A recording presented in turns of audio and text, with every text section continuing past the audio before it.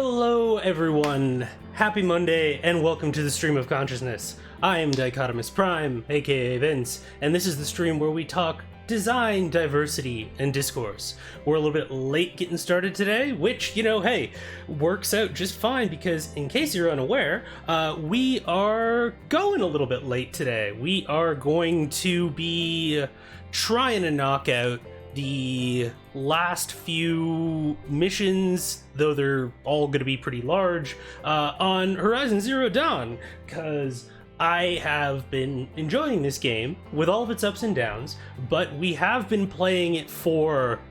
How many months have we been playing it? For at least, I think about 3? Because we're on episode 13 today, and yeah, so 3, and then taking into account a couple of weeks off, 2-3 months seems about right. We've been playing a long time, is the point. So basically, we are gonna be trying to get that done and dusted. I am undecided as to how much I want to get into the DLC, Frozen Wilds. It's funny because I'm chasing all of these different thought processes, but because I'm a flippin' mess, I have been screwing up my live tweets, my going live tweets, not my live tweets. Could you imagine if I tried to live tweet while I had the controller in my other hand? There we go. Okay, cool, awesome. Speaking of done and dusted, the promotion part of this is done for the day, which is always my least favorite part, and now we're at my most favorite part, which is when I get to hang out with all of you lovely people. And my extra favorite part, which is that we don't get motherfucking hydrated, because I picked up this Mondo water bottle when I was at home visiting my mom not too long ago. We do not fuck around with hydration at the Stream of Consciousness. This shit is serious. It's serious business. To have an appropriate vessel to get business done. Let's see. This is when I'd normally say that I have not a whole lot on my mind, but that would be a lie today. So we're gonna try and keep it broad in terms of talking about topics rather than talking about people. As a lovely friend of the pod, lovely, talented, intelligent as fuck friend of the pod, Pleasantly Twisted, is liable to do, talking about topics rather than people. And one thing I did want to kind of bring up is this idea in spaces where there's been a lot of kind of discourse around the game Boyfriend Dungeon, other kinds of media and things like that surrounding content warnings, surrounding content that people feel merits criticism. You can talk about that with Magpie Games' Avatar The Last Airbender RPG. You can talk about that with Boyfriend Dungeon. You can talk about that with streamer personalities, in fact, where... especially streamer personalities that exist. Also, thank you for the follow very much there, Nixby something. Welcome on in. I hope that you are having a lovely Monday, and that the various clusterfucks that you have previously been dealing with are being dealt with post-haste. But basically, there is this trend among folks who exist within social justice spaces to frame everything with... I didn't know you stream. I post so often, and this is not your fault, but the algorithm seems to sabotage me at every turn. So I don't blame you at all, but I'm also just like, it hurts me. It hurts me because I hate promotion so much. I hate doing it so much, but it's just, it needs to be done. So I just love that, Twitter is like, nah, fuck you. You don't get to do that.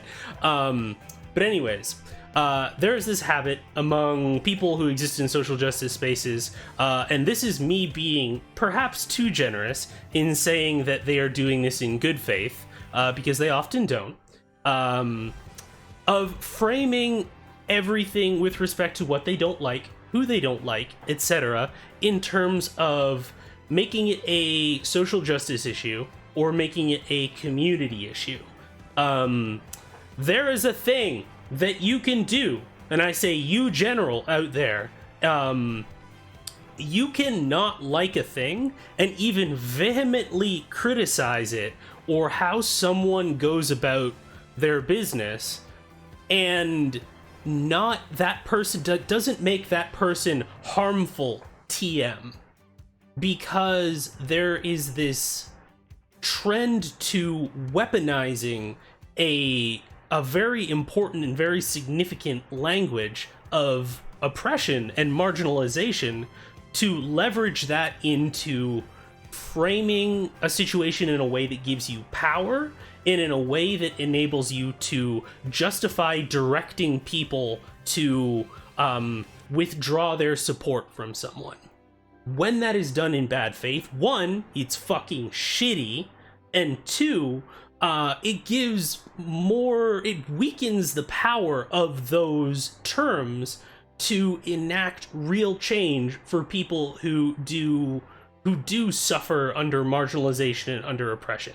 Because we do this weird, like, boy who cries wolf sort of thing, where it's like, well, okay, are you doing it in good faith or are you doing it in bad faith? And the fact that you can, like, suss that out and figure that out is beside the point, is that it becomes so exhausting to do it with every single person that folks, a lot of the time, especially those people who work 10, 12, 16 hours a day, check out. Because nobody got time for that. Ain't nobody got energy for that. Especially with all of the shit that we're dealing with in, like, a climate apocalypse capitalist hellscape. And so the recklessness with which this language is weaponized amongst people who may have some kind of beef, may even have legitimate beef with someone, doesn't matter. That is a different domain of things from making something into a community issue that is now everyone's problem and that must be dealt with so that all of us can be safe. If you do this, just, like, I hope that you step on every rake on Earth and only you. Like Sideshow Bob style. I hope you never take a step without a rake smacking you in the face. Cause it's kind of fucking awful to do it. And to be 100% honest, that's the particular rage that made me late today. So yeah, that's my rant to start off the stream. It feels weird to rant to this particular eternal recurrence, but with a rake instead. Exactly. And also, welcome on in, Phoenix Femme. If you post a link to an external site, it suppresses said post, that you should, quote, retweet the link post to get around it. I've been trying to do links in replies more often to try and get around that, but apparently it's not working super well. But I will try and keep that in mind. But yeah, no, that was the particular rage that made me late today. And it feels weird to rant with this music in the background because it's very uplifting and very chill and very cozy, but, like, you know, some shit deserves rage, to be honest. Like, sometimes rage is the correct response. And I have a whole other rant for people who want to make anger and hate into the same thing, but at some point we need to play video games today. So I will leave it at that, basically. But now, all of this yelling has dried out my mouth, so we're gonna hydrate again.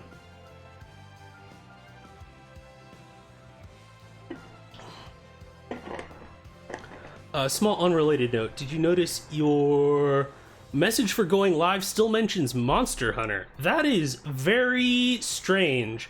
Hello there, Sinziak. Thank you very much for the 11 months. You have been almost a year putting up with my nonsense, and thank you very much, and I appreciate you. I thought that I set it to talking about Horizon Zero Dawn. I had to do it a bunch of times because, funnily enough, and this is way too related to the things like the hate raids that are going on right now, but under the CWs for this game, I tried to put slavery as one of the CWs, and I can't. So, but it didn't tell me which word was the banned word for my title. And given that it's Twitch, which is owned by Amazon, I was also talking about climate extinction, and so I wouldn't be surprised if it was one of those. So yeah, that was very interesting and took me a while. So maybe one of those other things might have reset. A hype ninja appears. Indeed, they do. Welcome on in, Burst of Hope. I hope that you were having a happy Monday. I don't know if you caught my rant or if you just swept on in afterwards. But yeah, no, we've been talking in Discord. There's some fuckery afoot, and it's been some bullshit. Been here lurking. Absolutely valid. Always good to have you by, as always. Let's see. But yeah, I hope that everybody is doing well, all things considered. Everybody's taking care of yourselves. Speaking of taking care, I might reinstate at some point tonight, because it's going to be a longer stream, the like 5-10 minute break, in addition to just kind of like the occasional bio break and that sort of stuff, just for the sake of getting up and stretching. I know I've been having some like weird neck and shoulder and back complex things, so I might take a couple of minutes to take a lacrosse ball to those and see if we can maintain some good health and some minimal joint pain in here.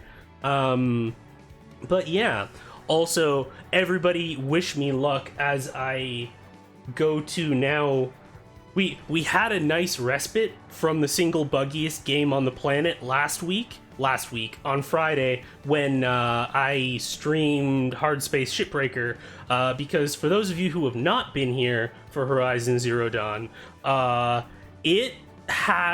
there's not a single error that I can think of in the world that this game has not given me at least once.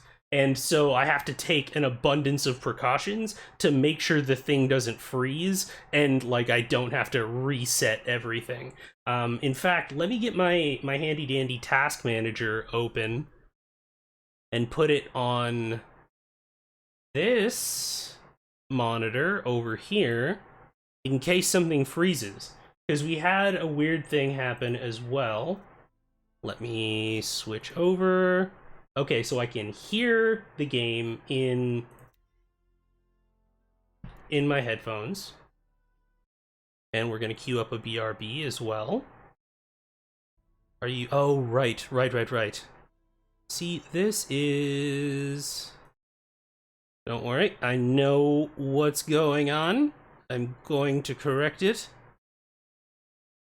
And we are going to say... Boop. Boop.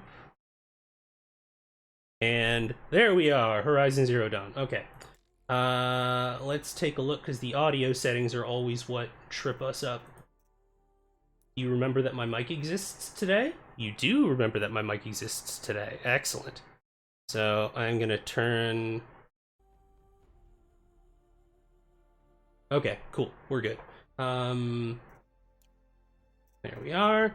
And this is going to be interesting, because I haven't played this game in probably 2 or 3 weeks, longer than that, actually, because I was gone for a week, and then I had a week before that. So prepare to watch me just absolutely beef it for the first little while in the game. That's going to be my excuse for today. And also, we have... we'll probably have more time with each other to talk here for a couple of minutes while the game loads. Because, again, if you were here for the first time, this game takes a while to load. But yeah, everything involving Twitch ends up in a weird thing with tech at some point. Yeah, and Horizon Zero Dawn's a port, and it's a late coming port of a game that my housemate pointed out is a game that was made very early on in the PS4's life cycle. And so a lot of the words. A lot of the tech made to use it, adapting that to PC parts and whatnot of several years later. Like, adapting a console port to PC is already a whole thing, but like, especially an older game, like half a decade older than when you're adapting it, is a bunch of different problems. So it's not as if I don't like empathize with the kind of obstacles of making it. It's just, by God, is it ever a pain in the butt. Like, the my empathy for the developers and the people who are developing the port, those would be the developers, Vince. Why did you whatever? But my empathy for them does not necessarily came out after I left GameStop. This is what Horizon Zero Dawn looks like now, Bursto. Feel old yet? Oh god. If I actually had the motivation to do it, I'd actually make a meme out of that now. But I don't, so here we are.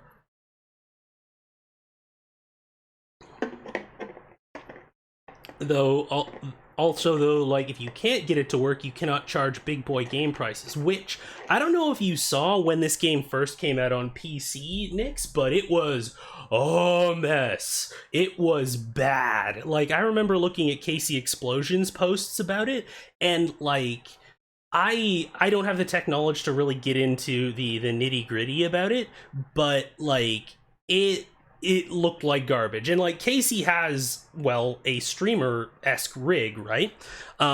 So she has a computer that could easily run it, and in order to get things to run properly, she had to revert settings to the point where it looked like she was playing a PS2 game. Like, it was bad. It just did not run very well at all. Okay, so let's see here. All right, we're gonna have a couple of minutes of everything just kind of getting in gear here. All right. And then I get to remember what all the controls are. Let's see. So, right, deadliest game. So we're gonna go take out, first and foremost, we need to take out a regular Thunderjaw and a Stormbird. So, where's, oh, you're back in the freaking lodge. Oh, right,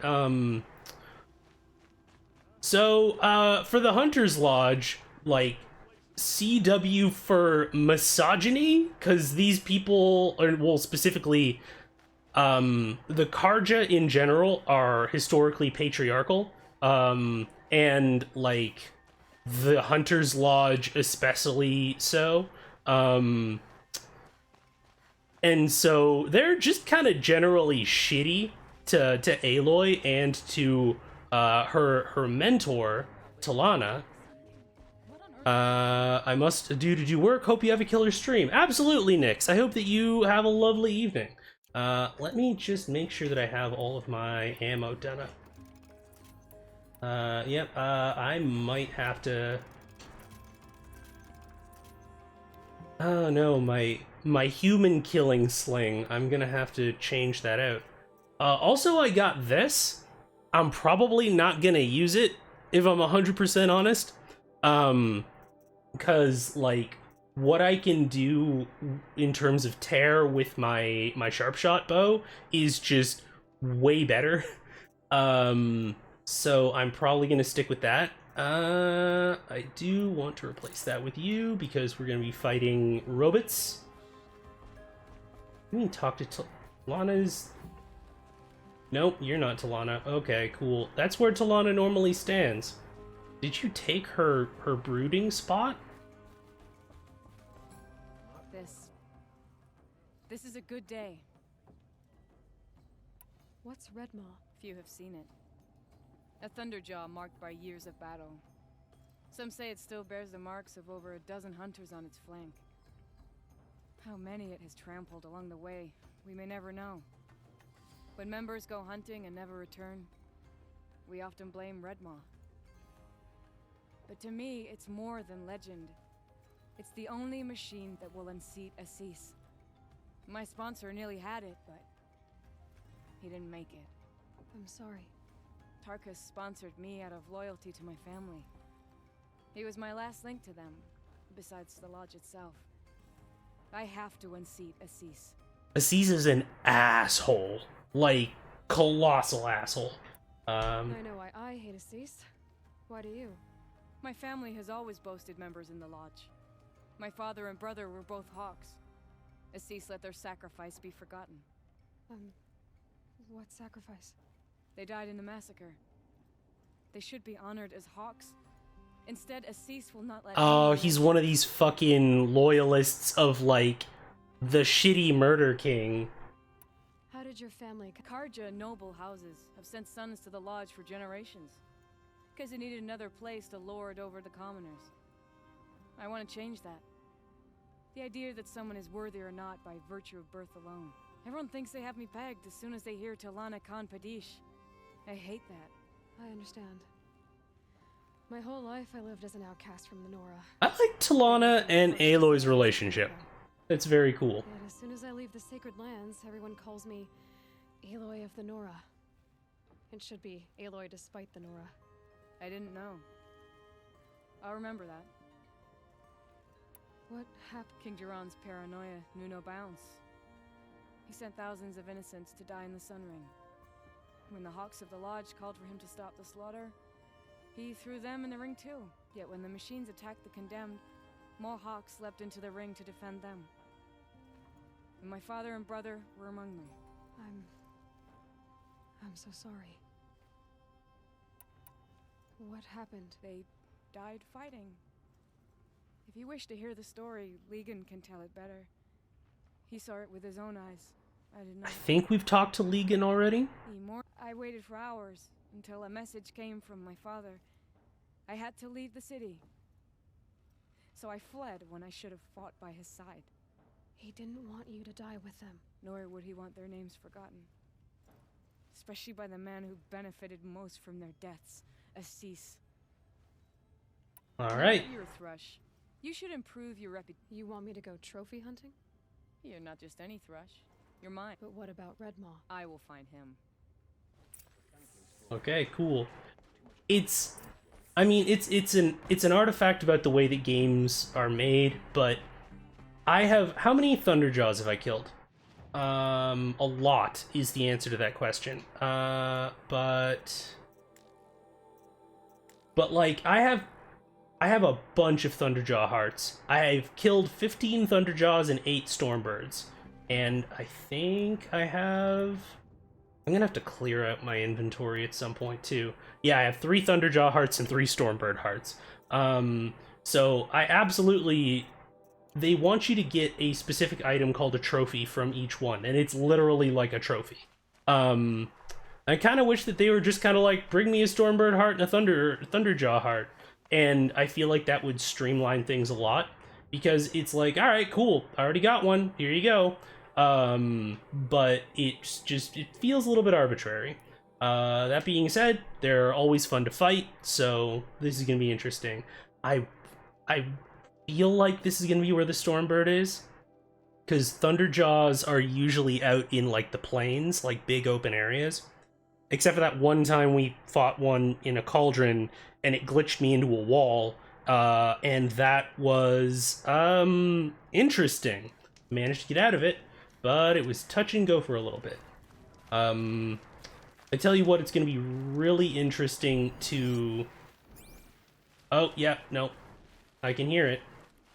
It's going to be really interesting to have my first, like, machine fight back to playing this game be what are considered, like, the 2 most difficult creatures to fight, or at least strongest in the game. I probably wouldn't consider them the most, let's see.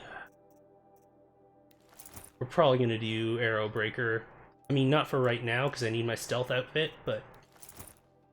let me remember how everything works. Do I have one for shock and ranged? I don't.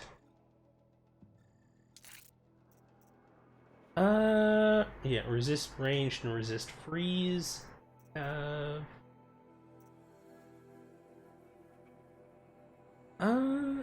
Does... No, it's the same. Okay, cool. That's fine.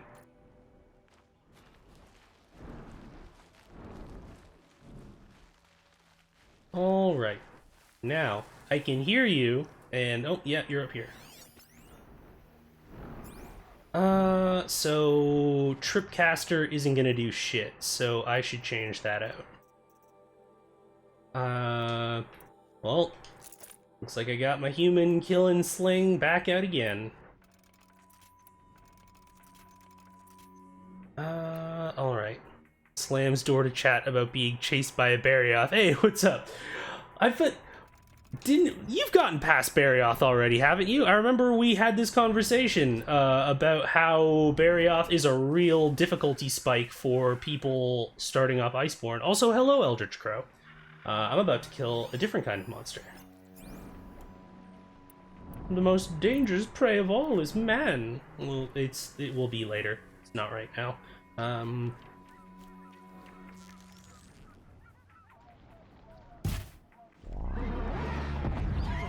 Damn, I'm good.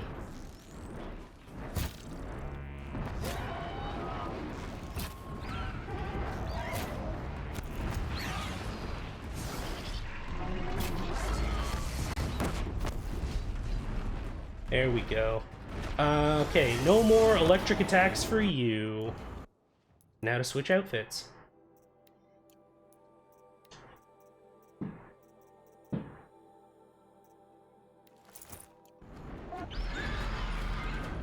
Come on, big guy.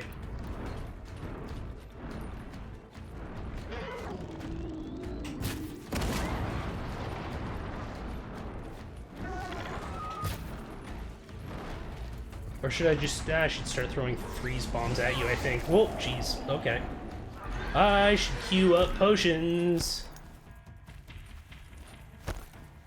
And you're gonna dive. There you go.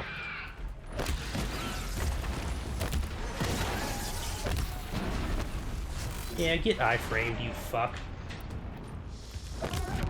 Yeah, sticky bomb. Sticky bomb. Mura, mura, mura, mura, mura!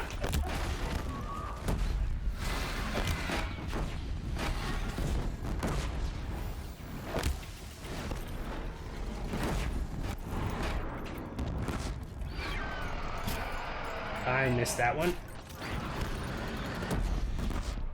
I said...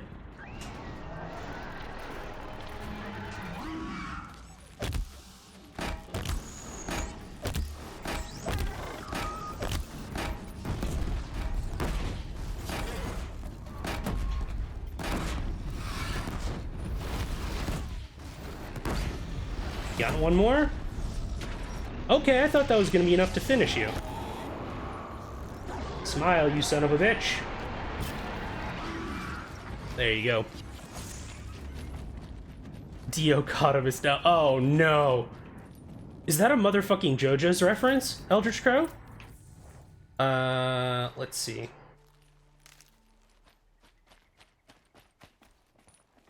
Oh look, rock. Did I get any modifications off that are better than what I have? I think I have every weapon in the game that's not in the DLC. Couldn't be, I can't stand JoJo's references. Okay, good. You bring that golden calf bullshit on in here. Looking at the JoJo, are you approaching me? Well, I can't beat your ass without getting closer. Oh ho ho, then come as close as you like. Ironic that literally the only things that I know of JoJo's Bizarre Adventure is the few references, the memes that I know, and the fact that there's a weird amount of, like, animal abuse in that show, which is partially why I'm like, you know what, I think I'm good. I think I'm good for watching that. Also, I gotta actually look at my inventory to see what I looted off of that thing.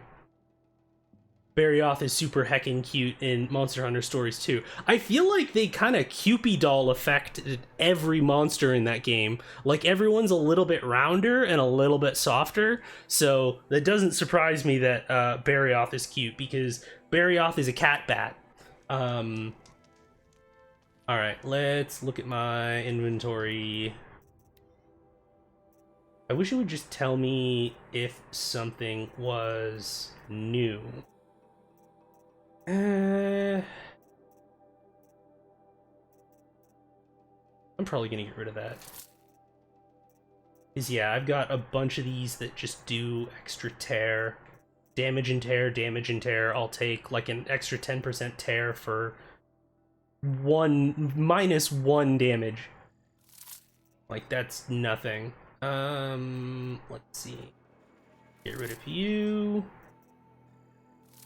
Thrill at the exciting footage of Vince managing his inventory. Alright. And then we are gonna bust out the sharp shot bow I want. Hunter bow, Warbow doesn't have fire arrows, so we're gonna do Lodge rope caster. Make sure I have that's the rope. I even said it as I equipped it. I wanted the trip caster. There we go. And let me get my... I might as well just quick save. Yeah, there you are. I'll be with you in a moment. This is when I should have saved the, like, are you approaching me joke, but yeah, we live and we learn. Because this one I can set up a staging ground.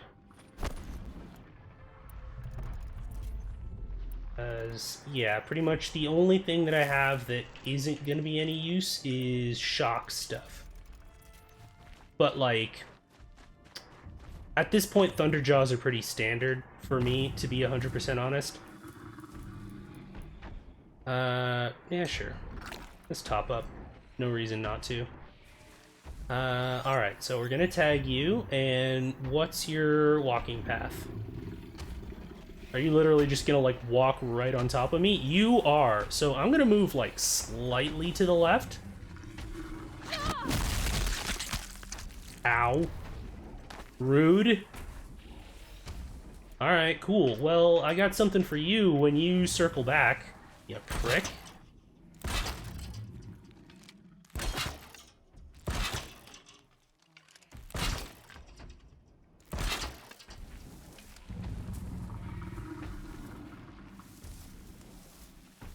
Ah, oh, here we go. Itchy nose was killing me. Yeah, there you go.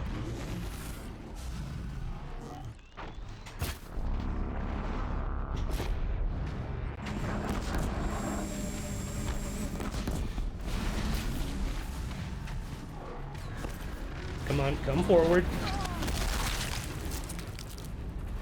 Alright.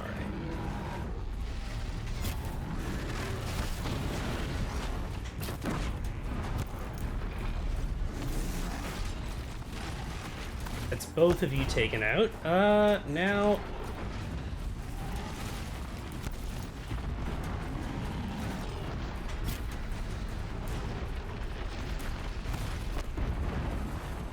Get a second one. Is that both of your lasers? Nope. Okay. That's fine.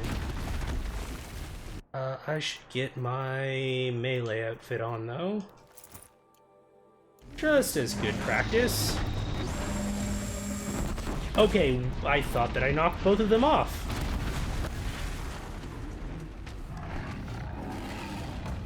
Come on, you're gonna charge forward. There you go. Now turn to face me.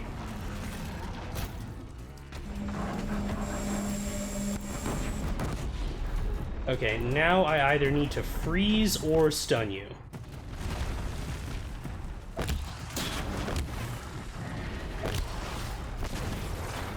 There you go.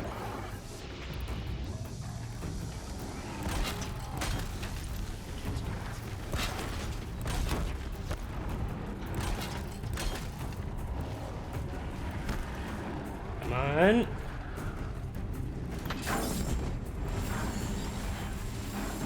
Yeah, that sucks, don't it?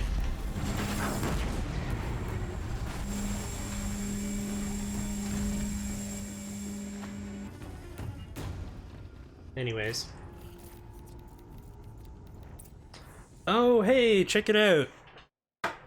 We're gonna ban that person.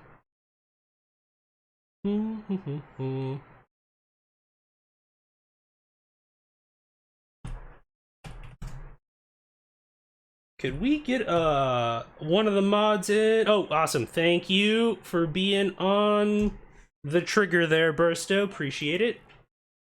Let's see here.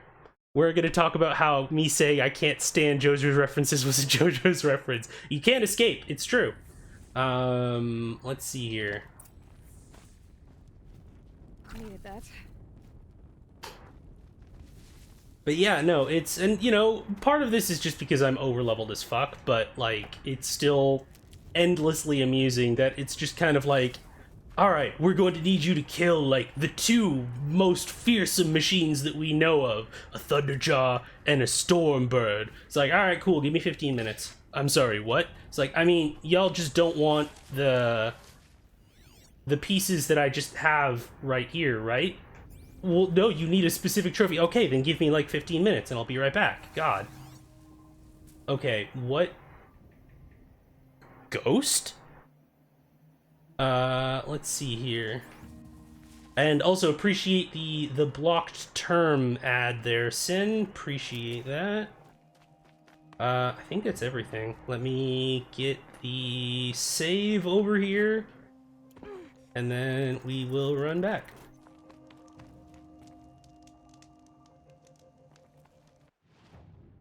Da, da, da, da. And then we take on Red Maw, which is gonna be interesting. I don't know, and don't want spoilers for those who have played the game, but I feel like it's gonna be a corrupted Thunderjaw, right? Because, you know, Thunderjaws are terrors. Yeah, scrubs, I'll do it with just a blast wire to make you feel bad. Exactly. It's just like, just let me, just, you do this, and then you do this, and then you do this, and then it's basically just cake. Is once you get to the point where, or at least, I'd be interested to see how people feel about this as well, is, I have I don't even want to say weird necessarily. Vince, just say the fucking thing you were gonna ask. I have a thing where basically I have a mindset of kind of approaching video games as almost everything is a puzzle game and everything can be solved with a specific procedure. And once, at least in my gaming experience, once I reach the point that I can break it down to just like, first you do this, then you do this, then you do this, then you're good, then like, no matter how much damage a thing does, it's just kind of like, okay, cool, yeah, I got it. And it becomes generally like routine. Legan, oh, you're right here, I ran right past you. You have trophies? I can hang on to them until the Sunhawk returns. Where are Assis and Talana? Assis received word about Red Maw and rushed out. Talana found out a short time later. God damn it. They both went alone? Assis left without his thrush. Talana did as well. Though I saw some outlanders follow after her. I wouldn't put it past Assis to try something underhanded to get the kill. Where have they gone? I have to help if I can. You might be right. They've gone southeast, headed for the spear shafts. You'd better hurry. Alright, cool. The deadliest game. I love it. What's my... Well, okay, let's look at these probably shitty reward boxes. Yeah, those are all trap tools, more crystal braiding. Scrapper heart? Really? At this point? Don't think I actually need those for anything anymore.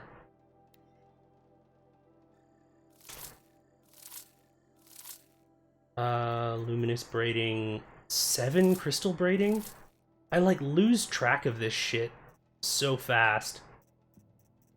Which is funny because it's just, there's no kind of perfect balance of, you know, how much stuff you need and then how much stuff the game gives you, because it's like, as you get those, like, the scavenger upgrades, it's either you have way too little or now I'm just drowning in machine parts.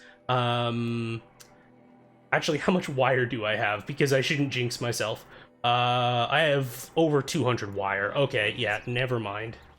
I'm probably not going to be able to stealth up to this thing, am I? It's in stalker territory? Interesting. That one's going to be probably right in the way. It's still the closest campfire. We'll go to that one.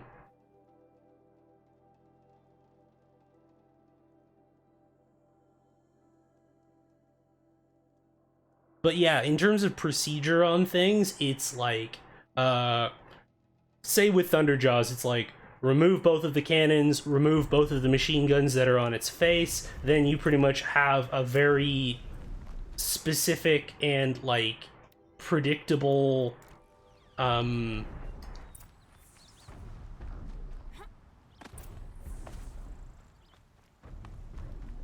god damn it, Talana.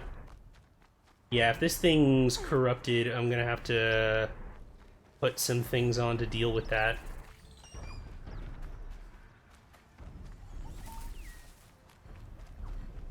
Cause that... What the f... Alright, you've already been downed by this thing. How much did Assis pay you? That sounds like her. Alright, well, y'all gotta die now. Where's my... What? Do I still have it in my inventory? Blastling, Ropecaster, Warbow. Yeah, we'll do that. Okay.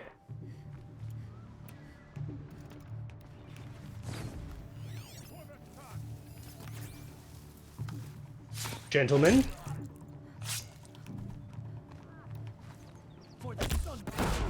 Sorry, what was that?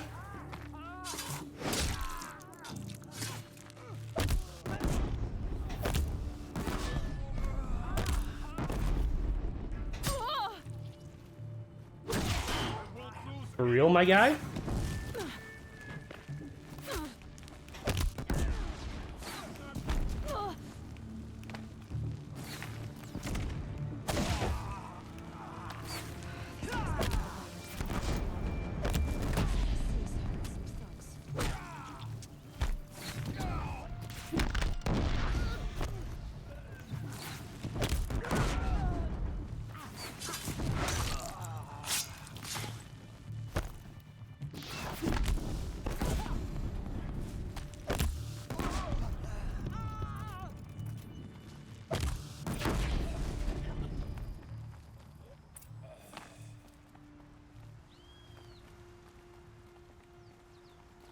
Hey, Talana, you good? Okay, cool. I should have seen this coming. Of course he would hire men to keep me from Redmaw. They died for his pride. Where's Assis now? He's gone after Redmaw. This way. Hurry. Why do I feel like the answer to where is Assis is gonna be like, oh, there's some of them over here, over here, over I here. want to share credit for the kill with his thrush. My sponsor did the same. Went after Redmaw alone out of pride, even though he knew he needed to unseat Assis.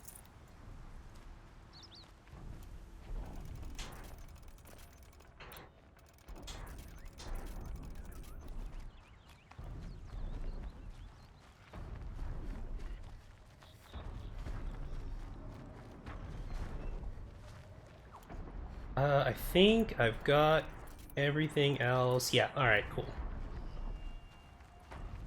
If anything, I'll probably throw on, like, a resist corruption thing, but we'll find out. I'm not sure where Assis and Redmaw went. I can follow their tracks. You're not sure where a giant Thunderjaw went? Are they seriously that subtle? This way. Redmaw destroyed these trees. That was... okay. And you needed your focus to... alright, cool. There he is. Redmaw. It's a... he's a big pig. Assis is holding his own.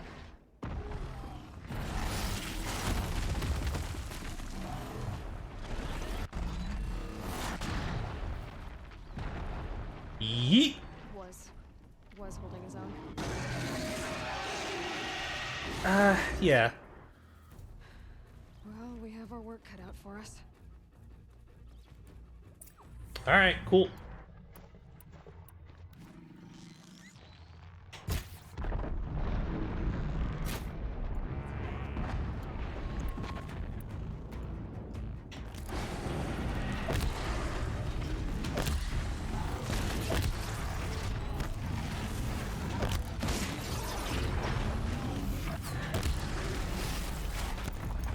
Well, I thought that was gonna hit you.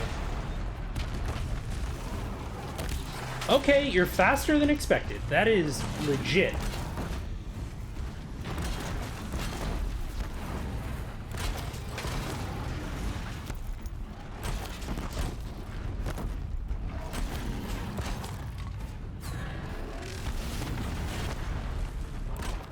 Fire didn't catch.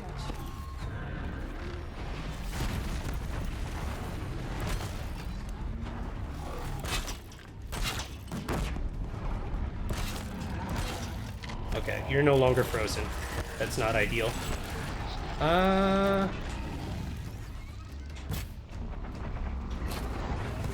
Wind at it. Half done.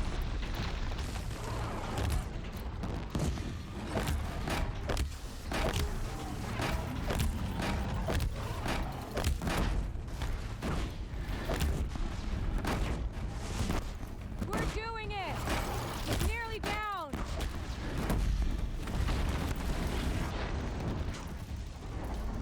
Just a little bit more.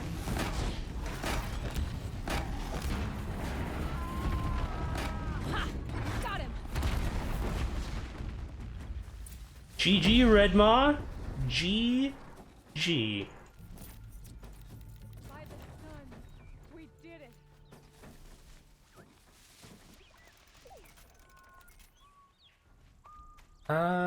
Let's see. I'll just take that real quick. I didn't even take out his face machine guns anyways.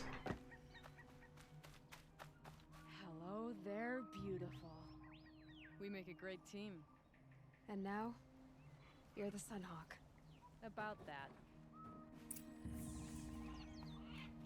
What? Oh, it's gonna be like what these like bullshit. But wait, I thought all of like the policies and everything that were misogynist got like written out of the thing. Oh, do we need to? Talana, he's still alive. Out of the way, Nora. Filth. You're done. The Lodge is finally free of your influence. I kept it alive. In dark times. Mm-hmm. You buried it, along with my father's memory. I should have. What was that? I should have let you fight Redmaw first. To soften him up. Hey, Ice Cold Brew, welcome on in. We just killed the legendary Redmaw. Wait, did he die and then his eyes blinked? That's really funny. After all that, you're gonna weep for him. Oh no. I just wish I could have seen his face when I succeeded him. Okay then. Meet me back at the Hunter's Lodge, if you have the time. I have a feeling the new Sunhawk... It wasn't too bad. The quest itself was like a level 19 quest, and we are level 53. So it was mostly just more hit points, to be 100% honest. And honestly, it was probably easier than the average Thunderjaw because it only had one disc launcher. But yeah, done and dusted. That doesn't suck.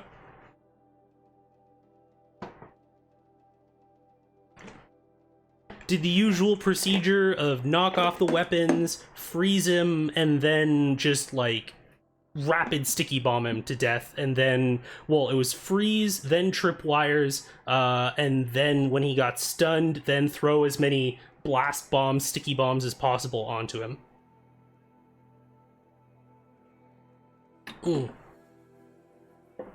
Gotta hydrate after a good kill.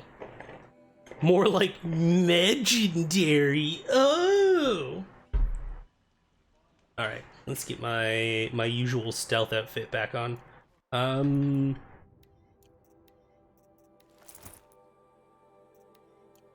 And... oh, cool! I got more of a spear upgrade for my damage. It's like 1%, but I'll take it. Which I can probably actually break some of these down now. Or at least one of them.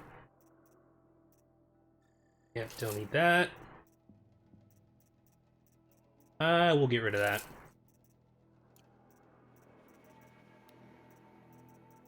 Then, yeah, don't need that. Don't need that.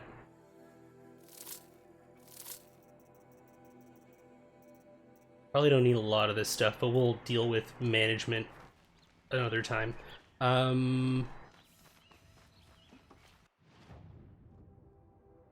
Oh, right, I still have that quest.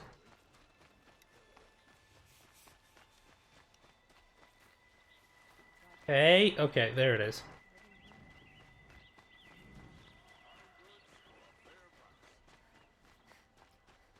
We owe a debt to the Nora, and to her.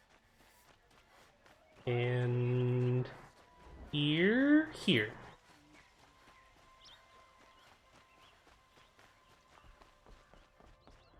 Hawk Bradavin Khan Padish, cherished brother, and Sunhawk Talavad Khan Padish, beloved father.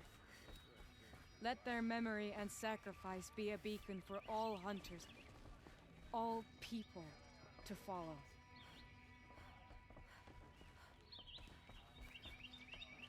Oh, well, did I come back too soon? Were you not in place? Look, a memorial to my father and brother, and all the men who died in the Sun Ring. You made this possible, Aloy. Thank you. Cool. So, what's it like to be Sunhawk? It feels like sunrise after a long night. I'm in your debt. You'll always have a special home here, if you want it. What happens now? As Sunhawk, I've made sure we invite prospective members based on ability and drive. This lodge will be a stale bastion of the old regime no longer. Cool. What was that prayer you were saying when I first came in? I didn't hear all of it. O great sun, make treaty with the moon to give our fallen quiet rest. Furnish them with the armor of your brazen heat. I like that. Give them shafts of sunlight for spears. Illuminate the path to the skies for each one of them. Hawk Gravid Khan Morza, Hawk Sarav Khan Pir, Hawk Usalin Karn Jagir, Hawk Kulasiv Khan Savali. Jeez, it's a Hawk lot Radavin of Khan Padish, people. cherished brother, and Sunhawk Talavad Khan. Let their memory and sacrifice be a beacon for all hunters, all people to follow. Well, Thank you, Aloy. May you always take your That pride. was weird. It's just kind of froze her face animation. Okay, cool. I don't think I have anything that I can buy for 2 skill points anymore. Nope.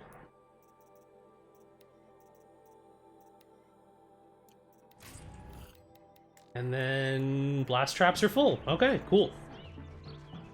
Alright, Deep Secrets of the Earth. Let's go. Let's see here. So this is going to be at Sunfall. I thought I'd already been there. I guess not. No, I'd been to the Eclipse base? I actually forget. Wherever it was that I, like, ran away from a Deathbringer that I probably could have 1v1'd. Because story reasons. The one in the jungle. Where we learned about Helis's hatred of mattresses. Helis is a sleep number bed man. Okay.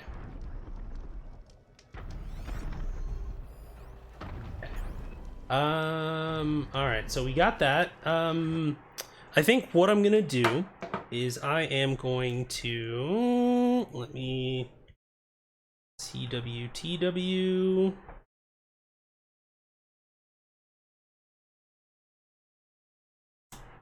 All right, and we're gonna double check our content warnings. Let's see here. Deep Secrets of the Earth. War. We have content warnings for this particular quest for war, governmental deception leading to mass casualties, apocalyptic scenarios, genocide by machine and of the species rather than individual cultures, but genocide nonetheless.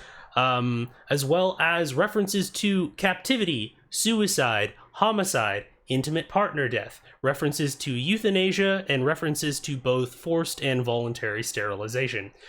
These are about people living through the last days of the human race. So it's going to get real dark. I fully understand if folks want to take some time to step away. This one will probably be kind of lengthy. So yeah, thought I'd give everyone a heads up as to that in particular. And let's see, I'm going to take a brief bio break before we get into that. And then when we come back, we'll get into Sunfall and the Deep Secrets of the Earth. Be right back.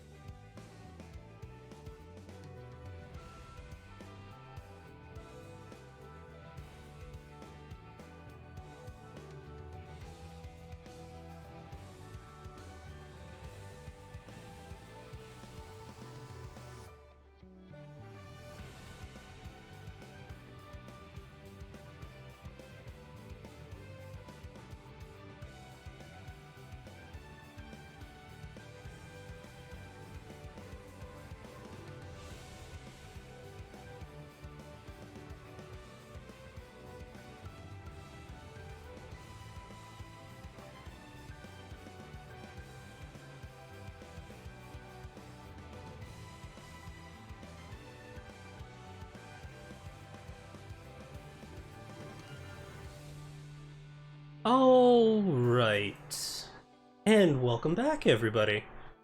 I hope that everybody took the opportunity to get a good stretch in, to get some hydration, get some good food, take your meds if you have meds and need to take them, and just generally take care of all of that good self-care stuff so that you can enjoy the stream in the greatest degree of comfort possible, because you deserve it.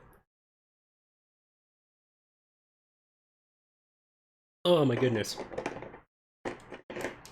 Alright. My mighty mug out of the way, and queue up another BRB for later when we will inevitably need it.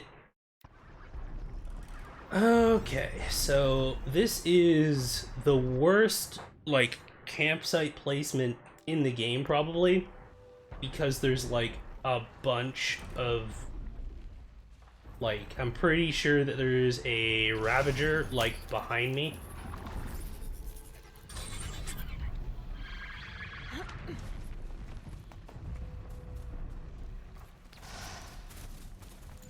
Okay, come on.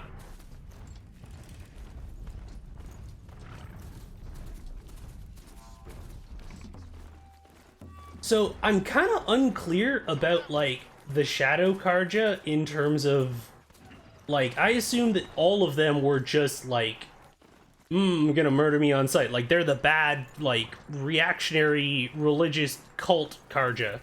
But like they kind of just like talk shit and like threaten me, and that's about it. Unless I'm probably in their base, and then they're probably gonna shoot me on sight. But they're gonna have to see me before I kill them for them to do that, and that's probably, well, okay. Given how terrible I've been at stealth previously, they might get a chance to see their own death coming to them, but we'll see. Oh my goodness.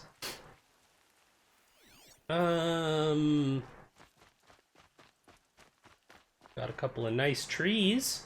Sunfall. The Mad King Dron's summer palace. Hello, Lance Reddick. Card your might against the howling forbidden west. Thanks for the A history. bulwark of the Karja against the howling forbidden west. We will learn much from this Aloy. That's what I'm hoping. Oh wait, you're not all hostiles. Okay, then I'm just gonna take your shit. I know we're here for a reason, but Oh my god, this is awful. this ceasefire means we'll be getting more supplies coming through. She's very pale. Is she unwell? Yes. She's a fighter, but the fever on her won't lift. It only burns hotter. Her name is Shiana, my sister. Isn't there anyone in Sun? We're refugees. We know our place. Alright. And there's only one healer in the territory.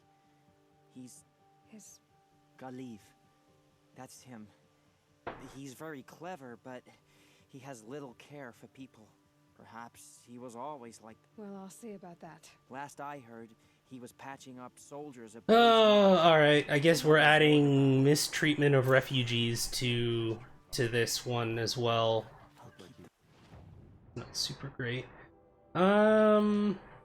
Okay. Yeah, I can't ignore that quest. Wait. Oh, for real, you're like way the hell over there. Okay.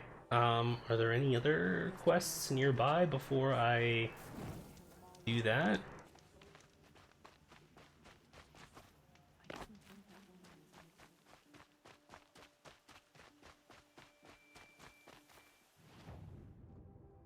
Alright, Galiv.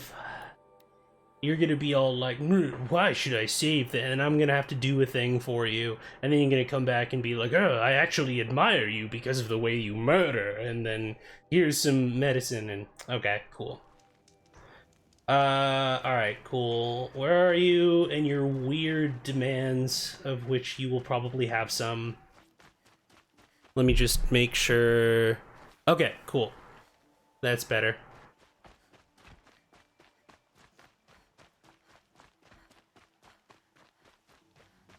Are you standing here being angry by yourself? Are you Galiv?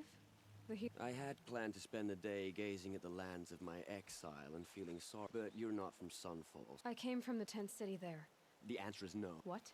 No, I can't. My resources are already spread thin. Thin as the soiled cloths I have to use for dressing. Why won't you help? Look at it from my perspective. What meager the behemoth's share goes to the military. Can I just give you some shit? I have more shards than God. Kestrels are so prone to sticky. What's left? That's for the. Look at it from my perspective. I think we are calling to. What stop? I'd have to cause a situation, and you wouldn't harm. Well, we've only just met, but And take it up with the Citadel. Nothing you can do would compare. I don't know. There's no cure for a conscience, but in this line of work, I've built up an immunity to it. And yet, if you feel so strong, that's not how charity. it is how. I have 3. Cool. See to the girl. Oh, please. You and I shouldn't be seen together. Go on to the slums ahead of me. I'll find you. Alright, cool. Thank you very much for the resubscription for 9 months, Ladies of Fira, and welcome on in. I appreciate you, and I hope that everything is going well. My overabundance of various resources from my earlier machine murder has just saved us a little bit of time. Apart from just the fast travel loading screens. But yes, thank you again for your patronage, and I appreciate your company as well as your subscription. How are things going? How are the things in the stuff? Okay. Where are you? It's you. I've brought someone. How did you? No. Wait. Smart boy. She'll have his full. Once I'm freed of other Cool. All right.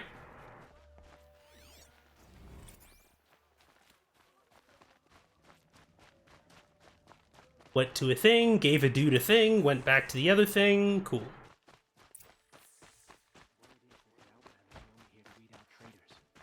So at least I'm safe.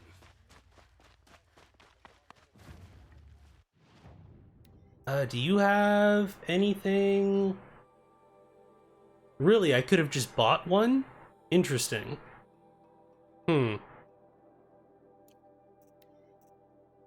How about... Is there anything cool looking from the Shadow Karja? Nope. Okay. Cool. Let's see. I feel like at some point I should just start buying like rare modification boxes, because why not, honestly? Let's see, because I've got over 1,000 sparkers, I think. 5, 9. Oh yeah, so I can sell like a couple stacks of these and get rid of them. Probably like 3.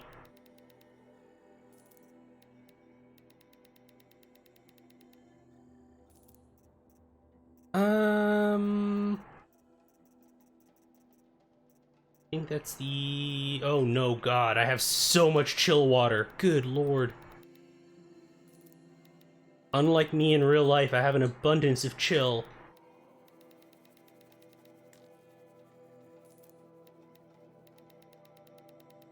So many.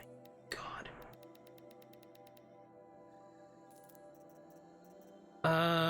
That's fine for now. And we'll just do...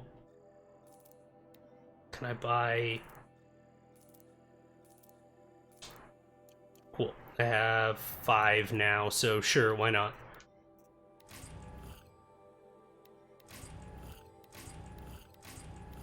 It doesn't actually show me what the statistics are on it. That kind of sucks.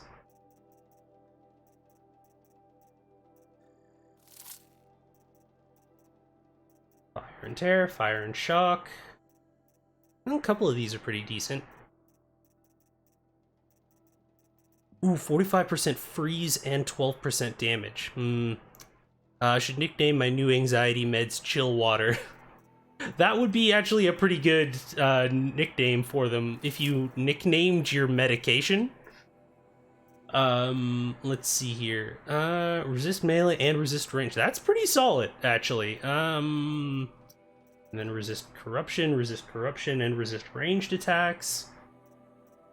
And both of my stealth weaves are better than what those are. So we will keep that where that is. The problem with the, like, freeze and damage one is that most of the weapons that freeze stuff don't do damage.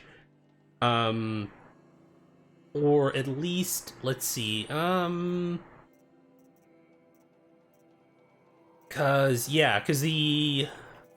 at least they do so little damage that to increase the damage by any percentage would be almost pointless.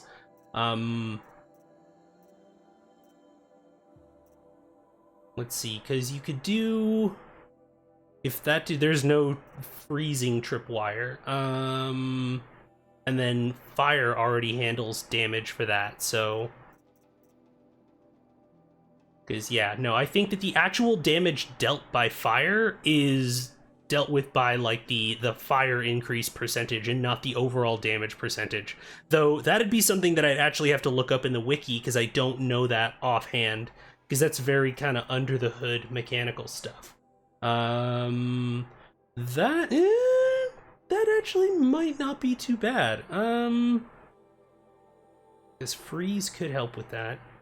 But you know what? I'm not gonna stand here for a real long time and just sort through that, because we got plot to get to.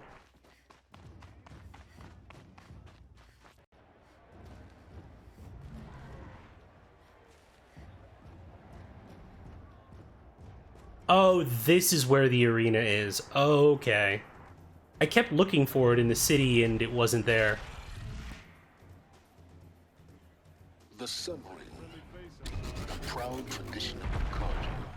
It's not like this in Meridian. At least, for now. Give them time. I'm sure they will miss it. So I go over here.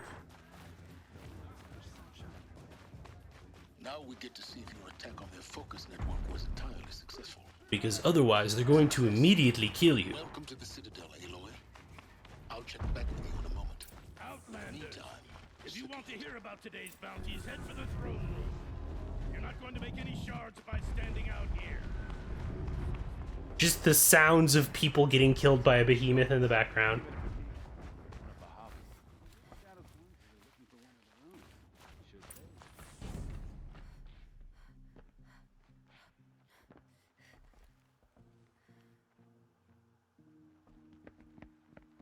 By the glory of the sun revealed. Also, this is kind of, because some of the CWTWs are by mission and some of them are by location. Some of the ones for Sunfall, in case you weren't here for previous episodes of the stream, there's a Child King that Helis kinda has kidnapped, and it's like Child King and his mom and just general CWTW for psychological abuse of children. So, gonna give you all a heads up about that if you want to take a step back. Behold, radiant Edaman, the one true Sun King, the light in shadow. This man has a polygon on his head. Whose light and whose light is law. I command Lucius Bahavas to speak in my behalf. Oh no. By the will of radiant Edaman does the sun glare down mercilessly upon the traitor Uthid.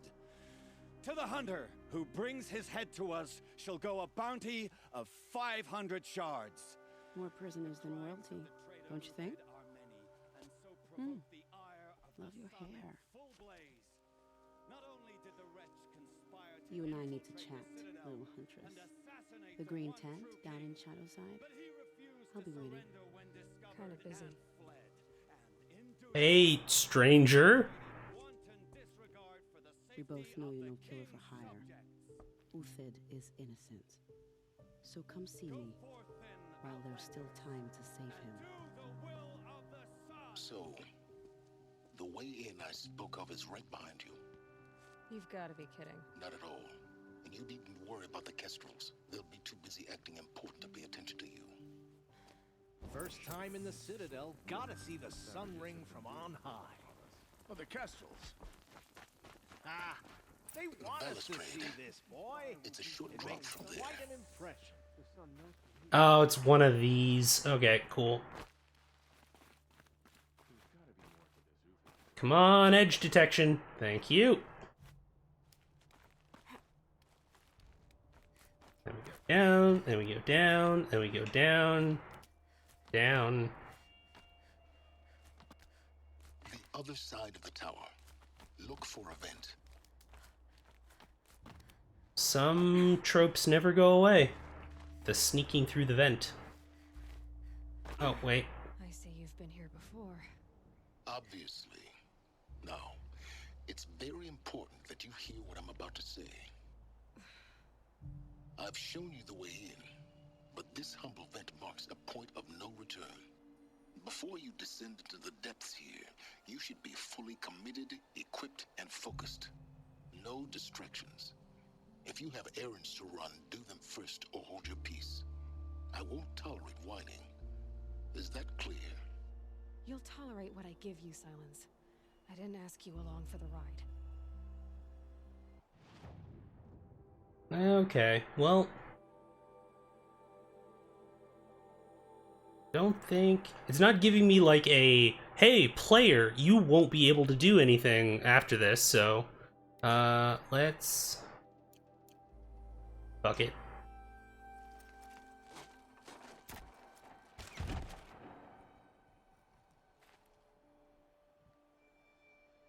I'm heading down. I've spent a lifetime trying to uncover the secrets of this world. Where the machines came from. How the old ones achieved such marvels only to fall into silence and death. A lifetime of failure, as year by year, decade after decade, I hit walls I could not break, doors I could never breach. Hello. Until a Nora huntress marched out of the savage east. And voila, for her, all the deepest secrets of the earth were laid bare. Hey, it's the name of the episode. Easier time with this door than I did years ago. Hold for identiscan. Alright, bunker time, friends.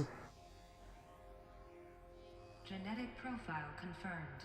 Entry authorized. Malfunction. Malfunction. Malfunction. Malfunction. Are you kidding me? Fuck! Even in the future, nothing works! There's gotta be another way. Hey! Elisabet Sobeck here! Requesting access! Access request acknowledged. Root command functions available. Do you wish to proceed? Oh no, it runs on DOS. Through this door! Analyzing. Primary access inoperable due to mechanical failure. Emergency venting procedure likely to circumvent blockage. Do you wish to proceed? Yes. Emergency venting authorized. Oh, this is gonna be bad. I underestimated you. See, by now,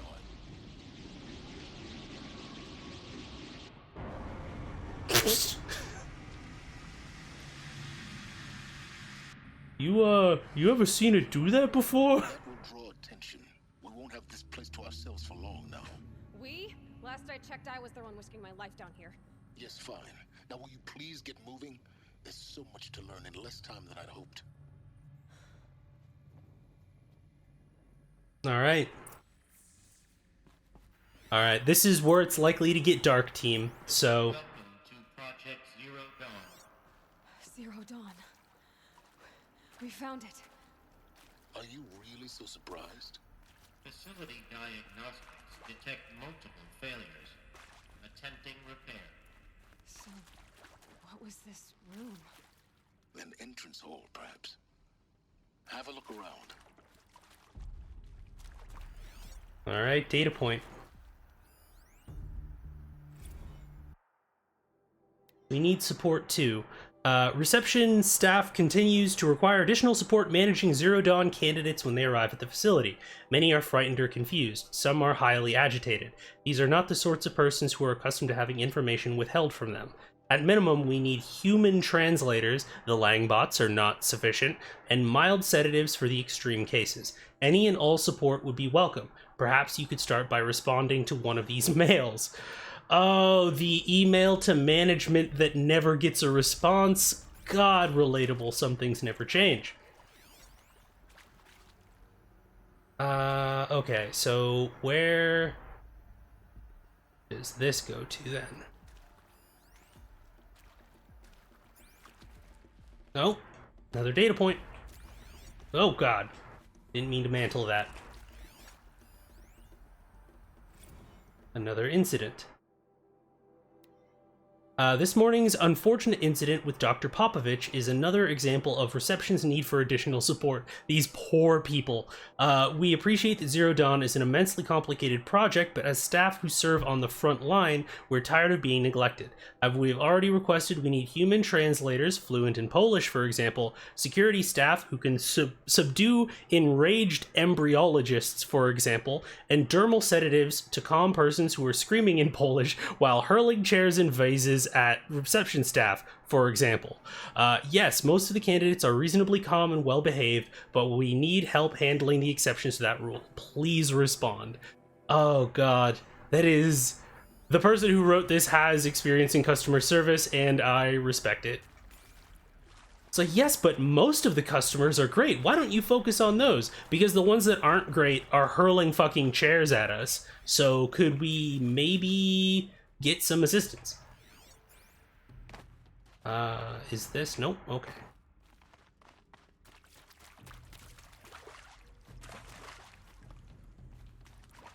Can I pry? I can just open. Okay, cool. Please take a seat and wait for your name to be called. A selection of beverages and snacks are available. Why did they give it the voice of Droopy Dog? Please have a seat. Some beverages are available. Like, alright, man. Restock or... Oh, God. I'm gonna have to start reading a bunch of these fucking Karen-ass responses.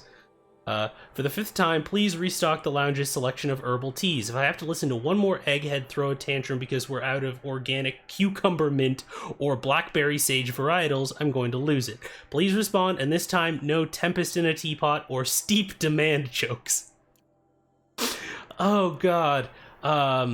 It's both amusing and I'm getting a sense of dread because there's no way that they would give us this many, like, this much comedy without it queuing us up for horrible, horrible shit.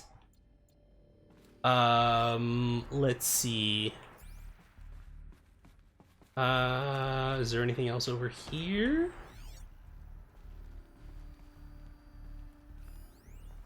Yeah, I think that that's the same one. Okay.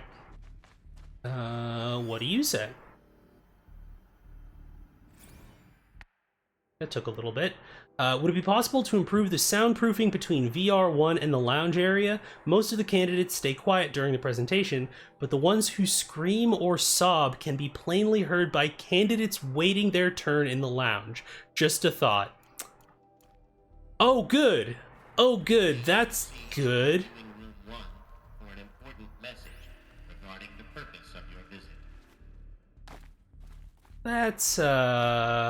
That's great.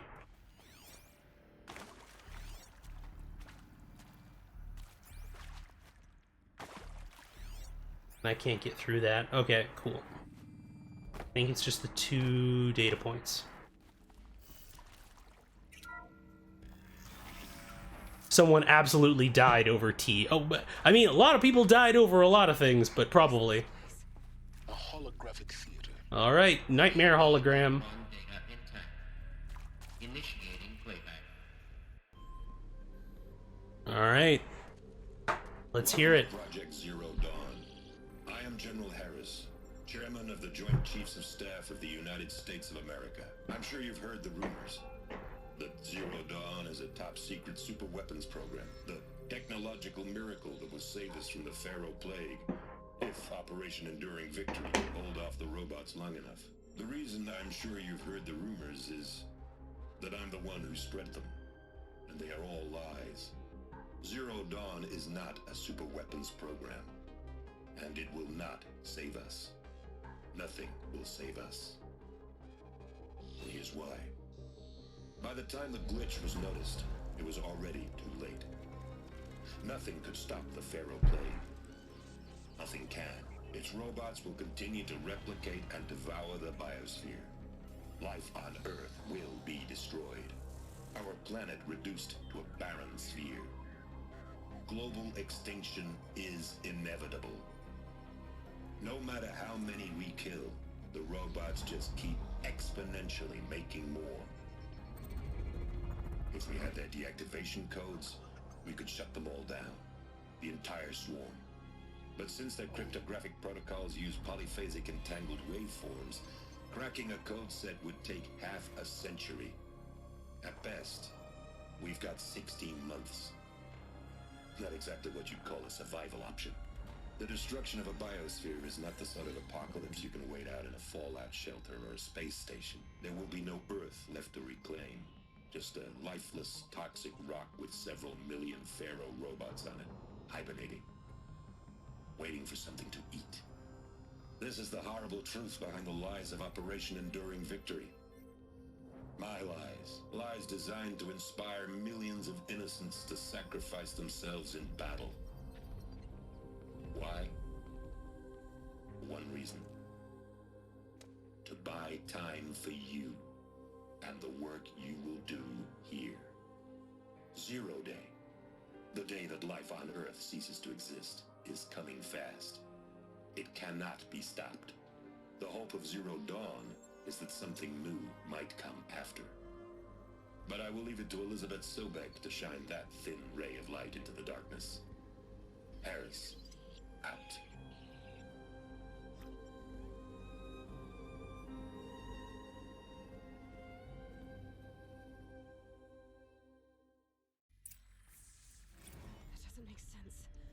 Life on Earth didn't So that was the end of that presentation in that room? There wasn't a second part? Somehow Elisabet saved us. I've got to keep looking. Find out how Not right now. Like, no, please enter the next room to find out how we will carry on after you are, of course, dead. Let nothing stop you from learning the truth. Spread out! If it moves, kill it! What is this place? Tomb? Yeah, we're good. It's fine. Are there more up top? No, 3 dudes? Yeah, this is nothing. I should have my hunter bow though.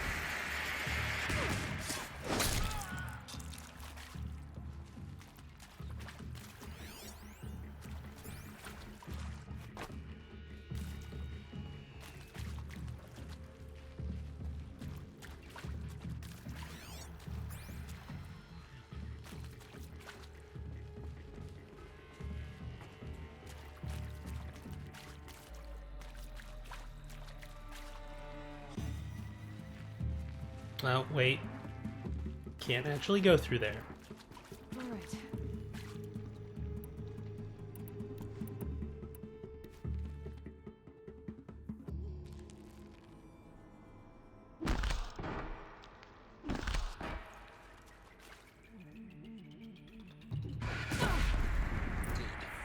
We're too close to let tribal primitives stop us now. The data For real? The the primitives comment was necessary? Okay.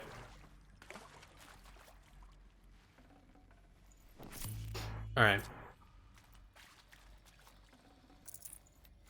Okay, let's check these interviews. I'm sure these are gonna be dark as hell. It is accurate, yes. So these mechanical monstrosities, they don't just kill people, they feed off them? Not just people, all organic matter. Every living thing dissolved into nutrients. Millennia of evolution The miracle of life reduced to bloody biofuel? In a word, yes. Who did this? Pharaoh? That asshole. Is he here? No, Doctor. Please. Tell him Tom Pike wants a word. Now, get off! Get off! Please! You get Ted Pharaoh in here! You know, honestly, valid response.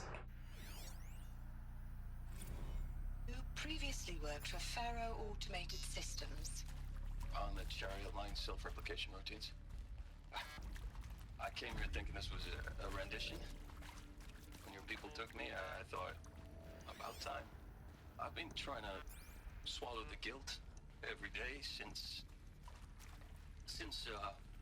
Would you like to take a moment? No, I really hoped Zero Dawn was a way to undo it all. My work. And I'm sorry to say I was ever proud of it, but Ted could really sell a concept, and in the labs, in the light of creation, that first test run, when you saw they understood their own structures, could rebuild themselves from memory and light, there were no limits. God, there were no limits. God. What's that Ian Malcolm line from Jurassic Park? You're so concerned with if you could that you didn't consider whether you should. With Suzanne Alpert, environmental scientist. Doctor? I'm sorry, I wasn't, Just stating your name.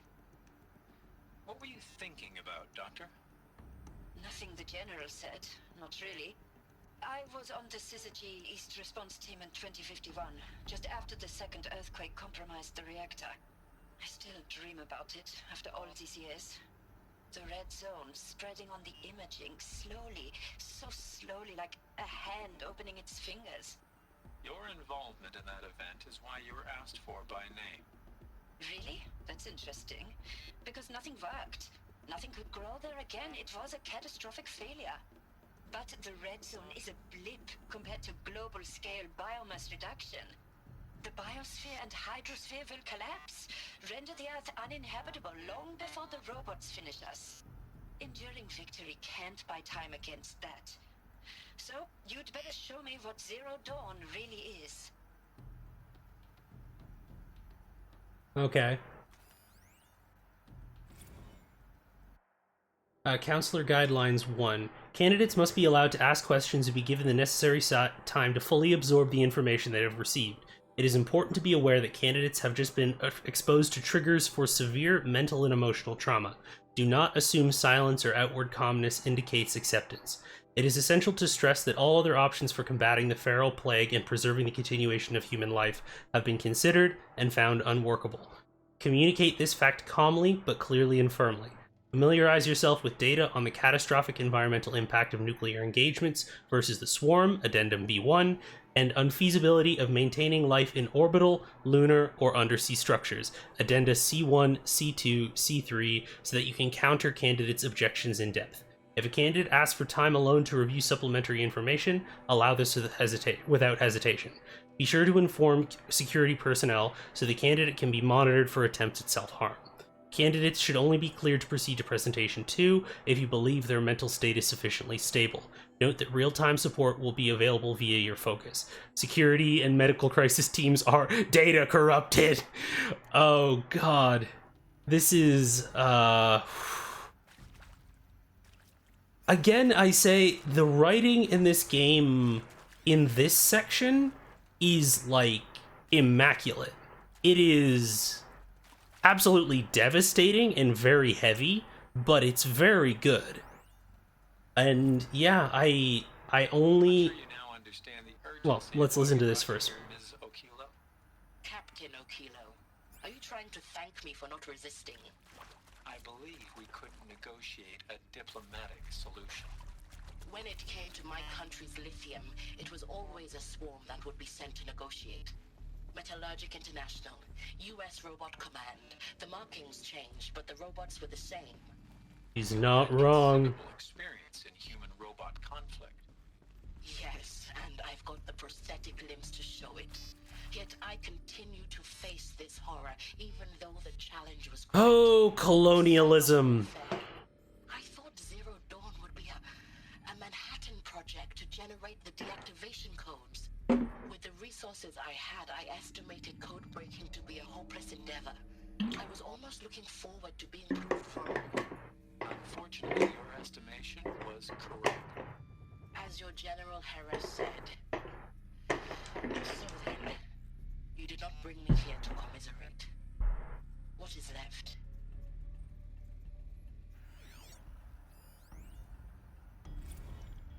Look, let's cut the mystery. You're building a colony ship. It's obvious. And it's not gonna fly. I mean, literally. Remember the Odyssey? That multinational heap of space junk that's been in graveyard orbit since '57? That went nowhere real slow. And you have to get somewhere real fast. Do you have any idea the immensity of the challenge to prep a new colony ship in time?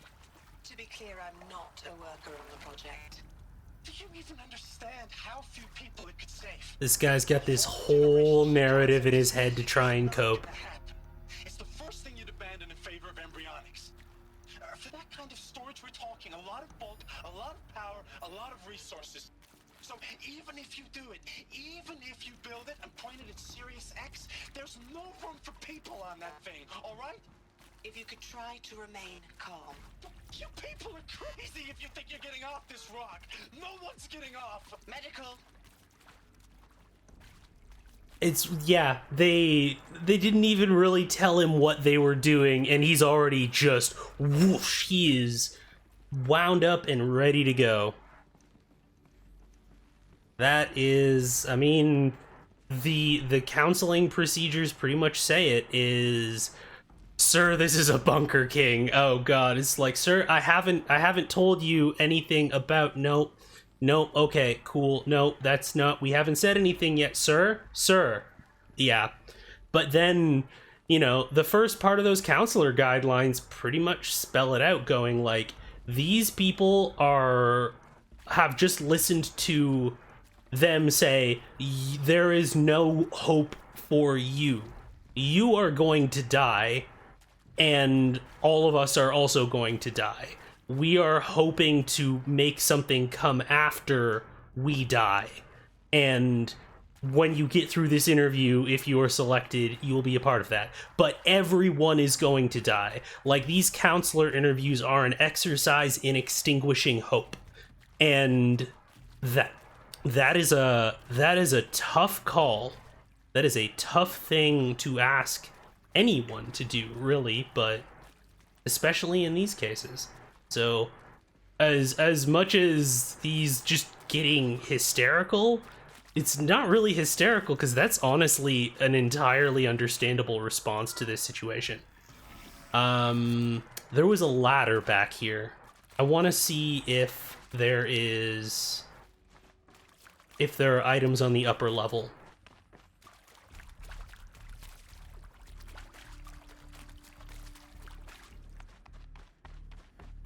Or rather, data points on the upper level.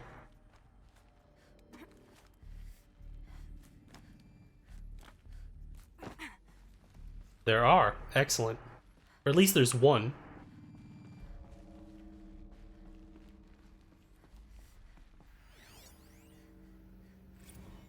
There is some mistake.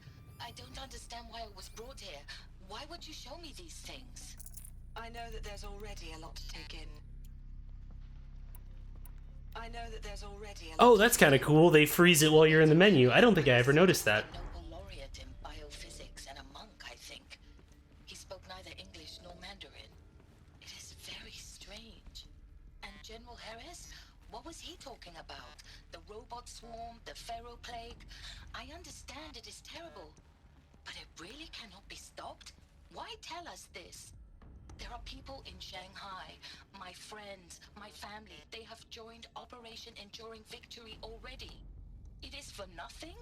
We will all die? We're going to be able to answer some of these questions. I just want to know why I am here. It doesn't make sense to me. You were brought here because of your skill set. No, that can't be right. I am an art historian. I know Dutch masters, Japanese calligraphy, Gerhard Richter. What does that matter now? Try and preserve some of it. God. It's like, it's so good. Like, the writing is really, really good. It's just, God. It is heavy. It is, like, heavy does not... This is the narrative equivalent of the center of a neutron star, in terms of how heavy it is. Data intact. Initiating playback. Alright, more horrible shit. You've heard the bad news, and it's all true. The Pharaoh Plague is devouring the biosphere. Life itself will cease to exist. But does that have to be the end? What if we could give life a future? What if we could build a kind of seed from which, on a dead planet, life could blossom anew? This is the aim, the hope, of Project Zero Dawn. To create a super intelligent, fully automated terraforming system and bring life back from lifelessness. What would such a system require? At its core, it would need a true AI, fully capable of making the trillions of decisions necessary to reconstitute the biosphere. An immortal guardian, devoted to the reflourishing of life. We call it Gaia. Mother Nature as an AI. But that's just the core of the system. She will need to be surrounded and empowered by a comprehensive suite of subordinate functions. Think of them as extensions of Gaia's mind, each dedicated to a specific purpose. Now, these aren't AIs, but make no mistake, each presents an engineering challenge more profound than anything the human species has ever before attempted. Hardware that preserves and then gestates. Oh god, Anorian. Imagine the scene with the holographic person talking being replaced by Brennan doing the Venmo CEO bit. It is about that depressing as the kicks or the GoFundMe bit. The beauty of a fully automated terraforming system is that it can build itself. Now, over the days to come, you'll learn how all these functions, all these pieces that you'll be working on, fit together. How we'll race the clock to execute our harvest initiatives, write the software, build the tech and the facilities. How we'll lock it down and seal it up before the inevitable occurs. But even more important, you'll know how it doesn't end here. How Gaia will generate those deactivation codes General Harris talked about, and build the transmission arrays to broadcast them, shutting down the Pharaoh robots for good. How Gaia will not Well, just something happened to Minerva. any conceivable robot it needs to do its work across centuries. From detoxifying the Earth's ravaged atmosphere and poisoned seas, to the regreening of the Earth from cryopreserved seed stalks, to rewilding the Earth with animal There are life. the seeds that I found. When all that is done, how a new generation of human beings spawned at cradle facilities around the globe. And there's where we got Aloy. The vast archive of human knowledge and cultural achievement from which they will learn of us, our world. And most important, how not to repeat our mistakes. It's not an impossible dream. It is within our grasp. I mean, it's not like they're gonna be around to worry about it, Eldritch Crow. It's like, well, if it fucked up, there's nothing more to fuck up. But if you will help me, help Gaia, we can give it a future. Join me and help make that future real.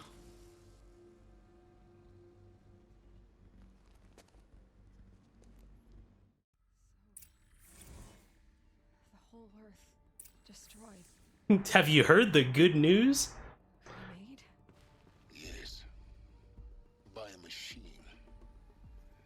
A machine of creation. Elisabet. There is no tomorrow, Elisabet. You're doing is assuring me it's not my problem. Exactly. Everyone whose problem it is dead. Everything on Earth is dead. So... Part of Gaia. How did it end up in the wreckage of a Pharaoh robot? And why does it want to kill me? And Apollo, The Archive of Knowledge, what happened to that? I'm as confused as you are. Maybe the answers lie ahead. Let's look at this data point that we just got here. I don't know if it's just going to be a transcript of everything that we just listened to, but...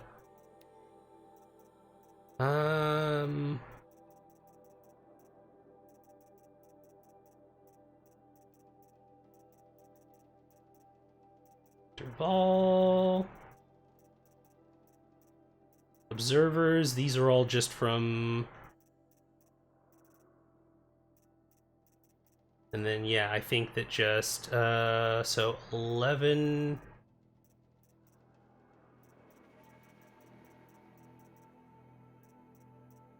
God, so many dead people.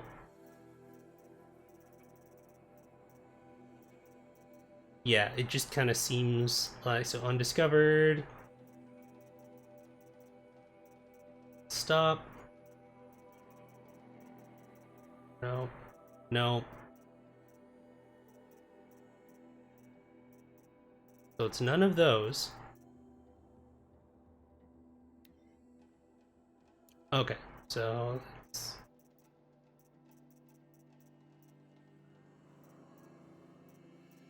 The bad news, the good news. Alright.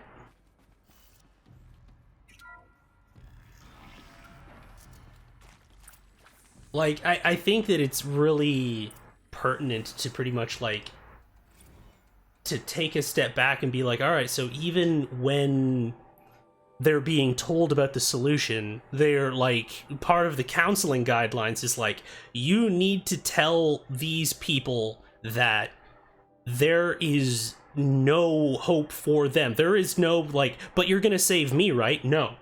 No, we're not. There is no way that you walk out of this. Like, because I feel like part of those people that they're screening out is like, this is possibly the most purely what's the word I'm looking for? Not empathetic, altruistic scientific endeavor, because it's like, you don't benefit from this. No one here who makes this benefits from this. Like, it is the literal version of planting seeds in a garden you will never live to see. And it's like, there's a lot of people who just wouldn't be able to do that, and like would just get caught in that cycle in their heads of like, okay, but there's got to be a way, there's got to totally be a way, and then having to be like, no, like, no.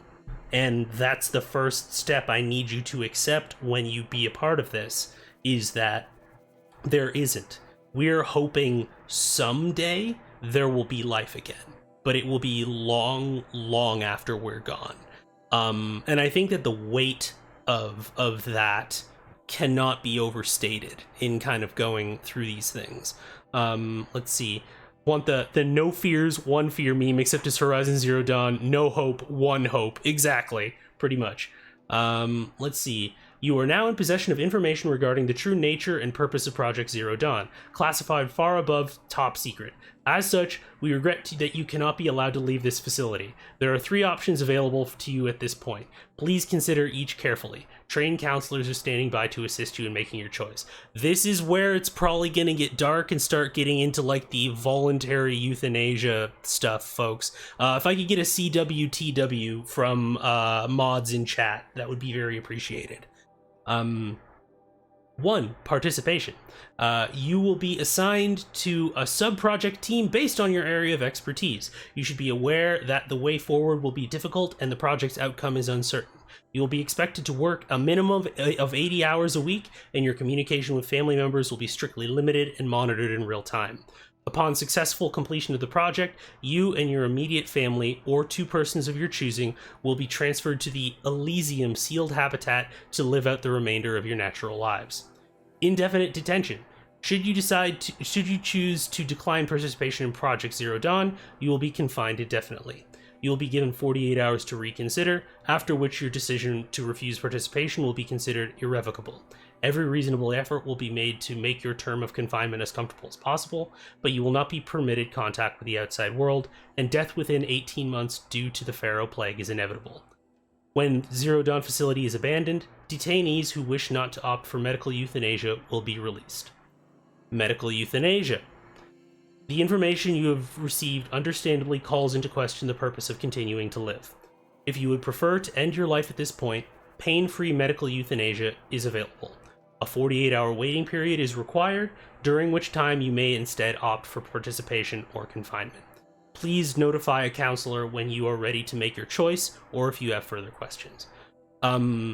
What's interesting about that last point with the medical euthanasia, as far as I know, and someone can correct me if I'm wrong, that is how they tend to conduct things, I believe, in the Netherlands, and a number of the kind of Nordic countries where they do have medically assisted death. Basically, there's a kind of a continual process over a series of months where you have, like, a contract of, like, signing it repeatedly to see whether or not you still want to go through with it. And if there's a month in between where you don't sign that contract, the process resets. And it's basically like, if you're someone who's living with, like, terrible pain or some kind of chronic illness or something, you could have a month where things are absolutely unbearable, and then you could have a good month. And so the process is kind of flexible to kind of allow for the fact that, like, you know, there are some days where, like, you will have to, where living will not seem like a good option, and then there will be days where it's not as bad. And so kind of that, like, reconsideration period, though this is obviously like a much faster tracked version of that, is reflective of kind of how things are done in real life when medical euthanasia is brought as an option.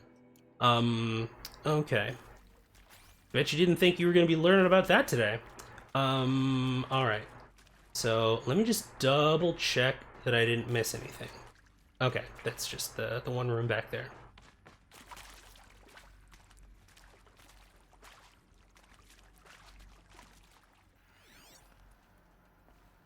No? Okay, I was expecting a data point there. Of course I'll do it. To be given the opportunity to rebuild what the damage that I don't feel worthy of it, but I will do it, absolutely. I want to stress that this was never about your culpability. It is to me. Dr. Sobeck, Margot, they were smart to get out of Pharaoh when they did, but not one of us took it as a warning sign. It just told ourselves that we're cut out for the BTRI cabals. That's the better than rapid innovation. Oh, corporate speak. Competing better than the next guy, a better killing machine. Isn't it just amazing how a century and a half of science fiction did nothing to swerve our species from the path of doom? Yeah! Yeah, it's wild about that. I will work hard, twice as hard, to earn this, for my family to have a place in Elysium. I never thought that there could be atonement.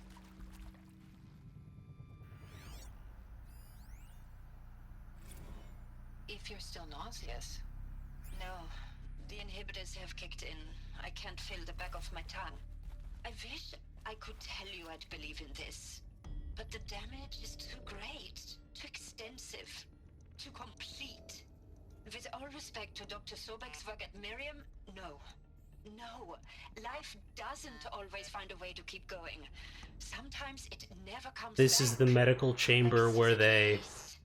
Yeah. The Congo, like Timo, like us. That's our reward? A buried city full of terminal patients waiting out the clock?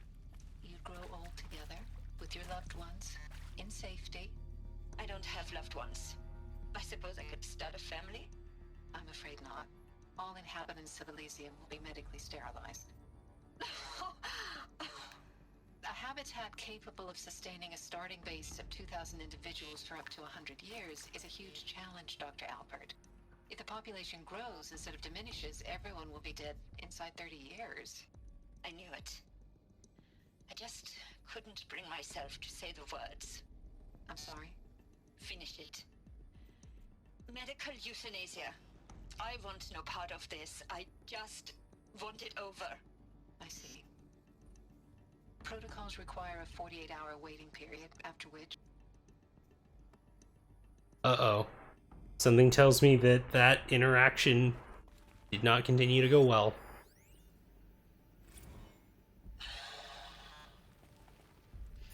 See to make sure I behave this time? Security, for your protection. Alert. Would you like to discuss how you're feeling? Sure. I'll tell you. Surprised. No, flabbergasted. Like my old man would say, flabbergasted. That vein pumping in his forehead. Okay, man. I thought you people were just completely underprepared for a spaceflight project. But now I can see it's worse. Much worse. Sobeck is a total fantasist, a dangerous fantasist. Why were you allowed to move into the next room? Jesus. I'm sorry we wasted each other's time. I'm ready to leave now. Oh no. That's not possible. Everything you're talking about here isn't possible. I recommend you read the documents regarding your options. I've seen enough. I'm getting out of here. What did you... You don't... Yep. There it is. If you look closely on your contract, Mr. Felder. What are you? Loot?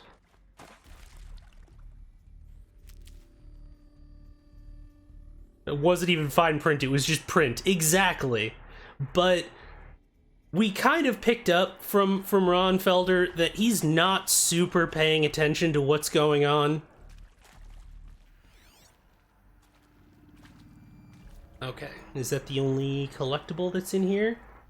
Hello. Okay, that's in another direction, which means that... Hello, vent.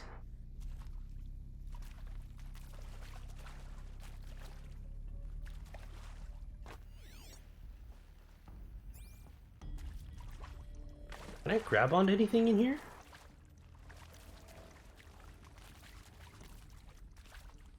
Or is this a drop down?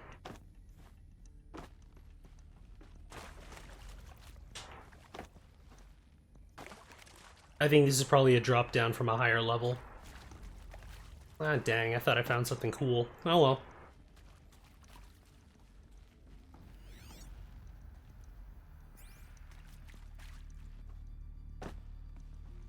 Okay, and nothing else back here. Alright, let's go on to the next room on our good times cavalcade of excitement and wholesomeness.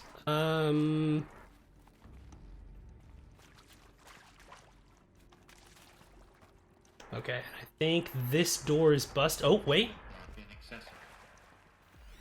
Confine. Ooh, that's gonna be dark. I do not look... That's one that we're gonna bust up another CWTW when we get there, because that's gonna be even more intense than the stuff that we've already seen. Counselor Guidelines 2. For debriefing after presentation 2. It is vitally important that candidates choose to participate in Project Zero Dawn voluntarily and knowingly, without additional coercion and without value judgment on the part of the counselor.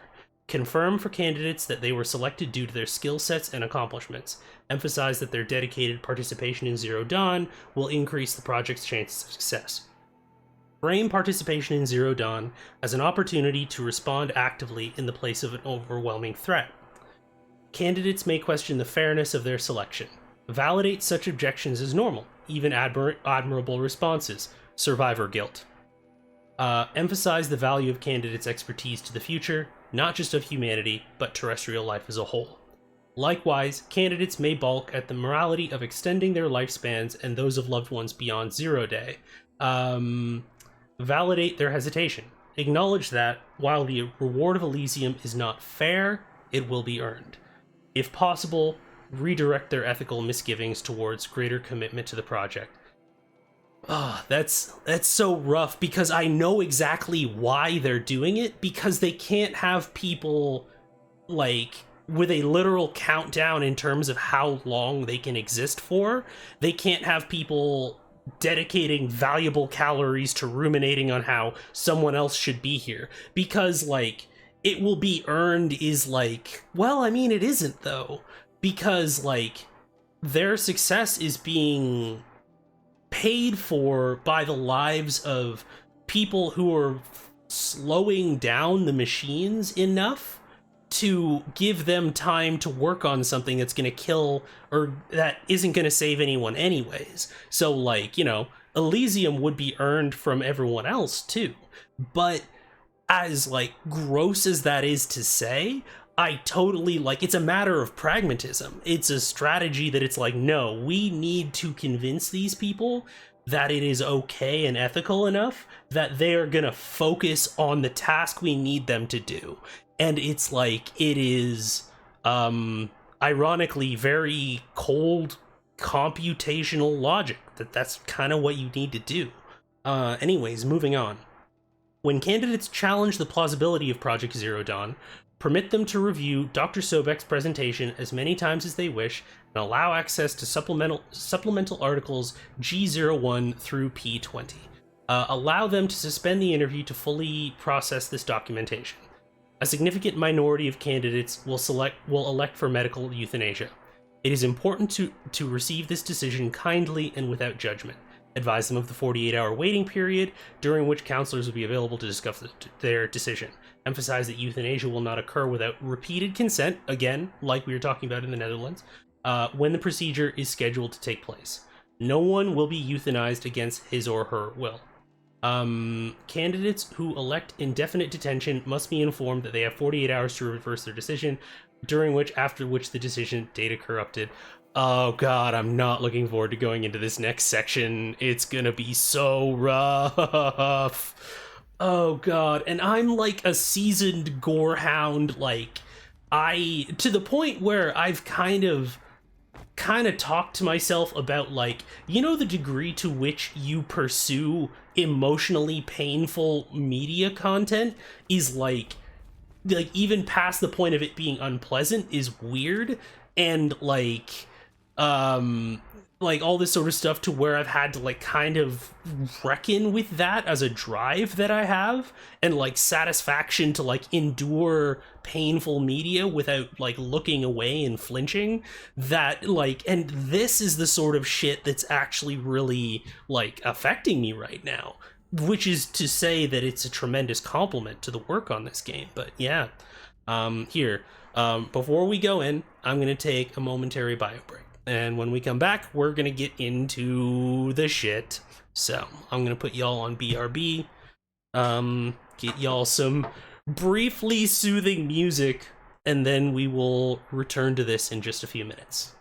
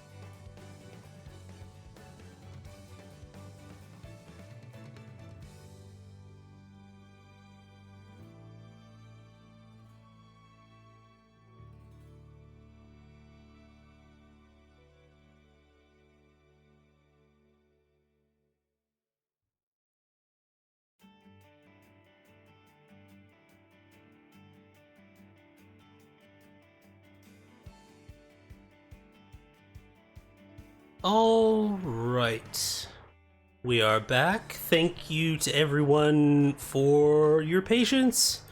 And I hope that everyone is taking good care of themselves right now. I know that this is some pretty, Pleasantly Twisted had a really good thread today about, how some media is intentionally meant to make you uncomfortable. And I feel like we're right in the midst of this right now. I know I have a lot of lurkers in chat, so please don't feel obligated to speak up if you don't feel comfortable. But I do want to do a check-in of how everyone's doing so far.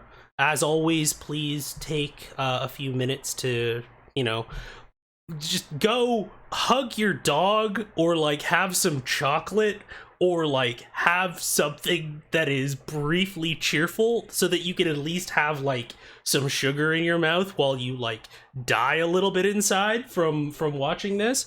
But yeah, I hope that everyone's doing okay. And this is my doing a check-in in chat because I deeply care about the folks who watch the stream, because you come here and we go through the motions of the various different emotional experiences together, and it's always informative, or at least I try to make it informative, but sometimes it's pretty intense.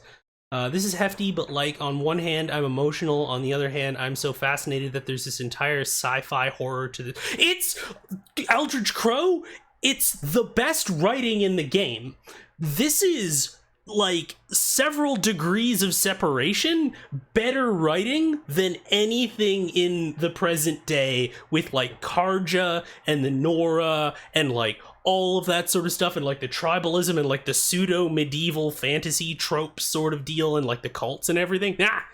Don't care. Just don't care. This is the shit. This is some of the best kind of everything else is preamble to this.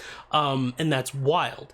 At any point you need to step away from the screen, do that. Absolutely, Sinziak, which, honestly, I knew that we were going to be getting into these areas here today, and that's partially why, because doing a longer stream, that's going to be what I spend a few minutes doing when we go to our little bit longer break a bit later on.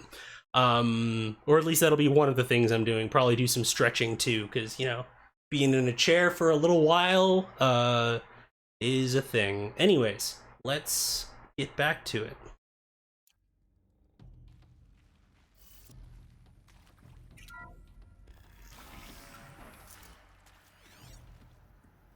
Okay. Intruder! Get her! She's coming. For real, y'all, I'm super not in the mood.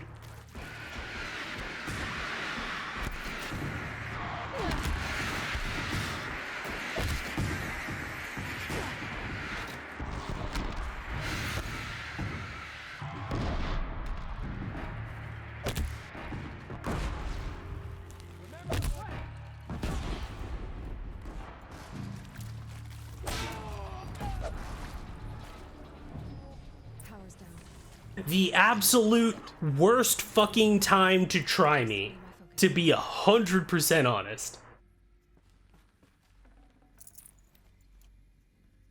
If they could have made this game with just the robot, it would be like Spec Ops: The Line, but with robots, honestly.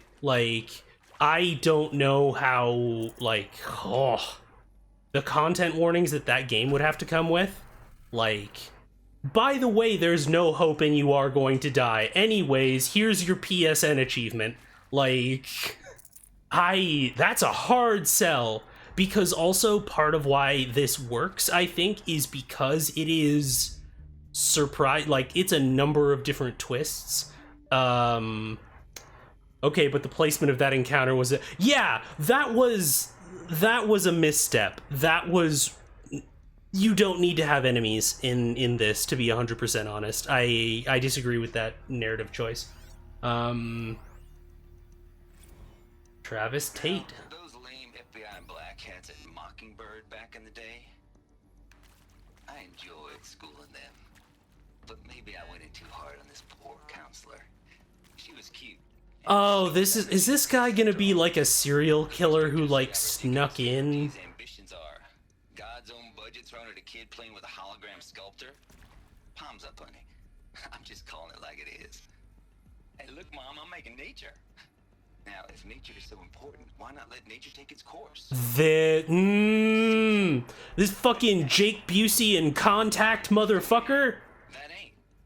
Heck, it's so unnatural to be called an abomination back home, and you know it. That's why you're hiding it. Meanwhile, my little honey of a counselor, she's munching the inside of her cheek. Bad habit. She chewed one of her nails, too, just one. Not your day, was it, little sweet pea? Saw her quota slipping away. Said, I assume you intend to decline the assignment, Mr. Tate. You kidding me? 18 months hard labor in exchange for 30 years lounging around Elysium watching porn? Sign me up.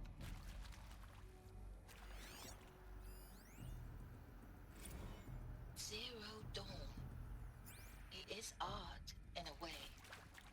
An expression on the grandest scale. But there is so much unfairness. Why was I chosen? Was it decided by committee? By algorithm? My family will be saved because I happen to graduate in art history? Is this right? Dr. Sobeck? Christina Sobeck? Yes. I met a man, another historian. His fields are Bauhaus and the New Materialists. But he once attended one of my talks. Another unfair chance. Of all the many people in that auditorium, that we should both be here now. And yet, I feel more accepting of my fate. No, it is not fair, not at all. But for the sake of my family, for the sake of art. Art is alive. It must be able to speak from beyond history and echo in the future, not perish into oblivion. This opportunity, I must do this. She's not wrong. I hashed it out with them, what the point of Artemis was. I made it clear I wasn't on board for a global zoo. We haven't exactly proved ourselves to be great custodians in the past few thousand years. So the idea of a reconstituted biosphere, well, it's horrifying, isn't it? A complete horror show. We have no right to take a best guess at this stuff. But the alternative? Nothingness. For there to have been all this and then nothing. And with Charles Ronson running the show, I respect him. He's got a passion to him. He's hot-blooded. So I said I'll do it. I'll put my all into this, literally. When the project is done, I'll take the medical option, thank you. Counselor said I might change my mind. I told him that he didn't know. This guy's just fucking Muldoon from Jurassic Park, and I kinda love him. But I want no part of this pathetic, attenuated future on offer. I'm an outdoors man. Never did like the feel of solid-state lighting on my skin. And a wee bit of a claustrophobe, anyway. I think that's the one I just got. Yeah, okay.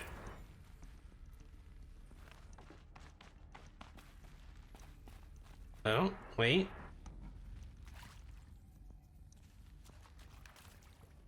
Oh, wait. Was I supposed to sneak through here and not fight 3 heavies head on? Whoops.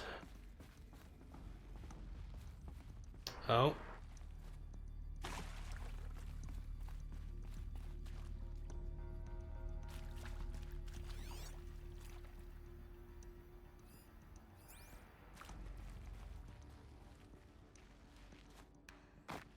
Here we go. Another one of these. Need to find the right configuration. Alright,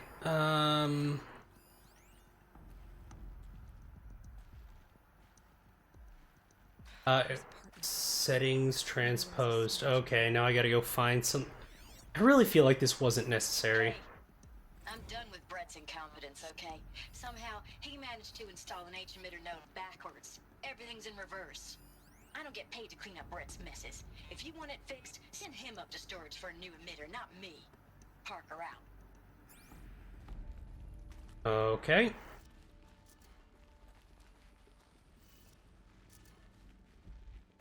So everything's reversed. So down, down, right, up, right, down. Down, right, up, left, down. I'm not gonna remember that, but let's see. Is that right to... I have to assume that it's right to left. So... Or is the whole thing... Wait. The display's upside down. So... down, left, up, right, down. Down, left, up, right, down.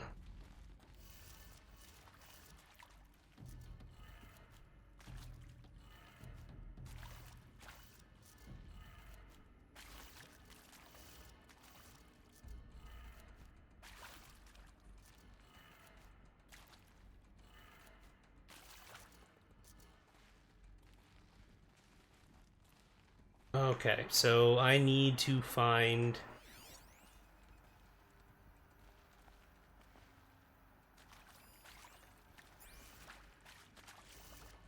Oh, wait, no, it's the... never mind. Okay, well... I got it completely backwards and didn't think that that one was even a part of it.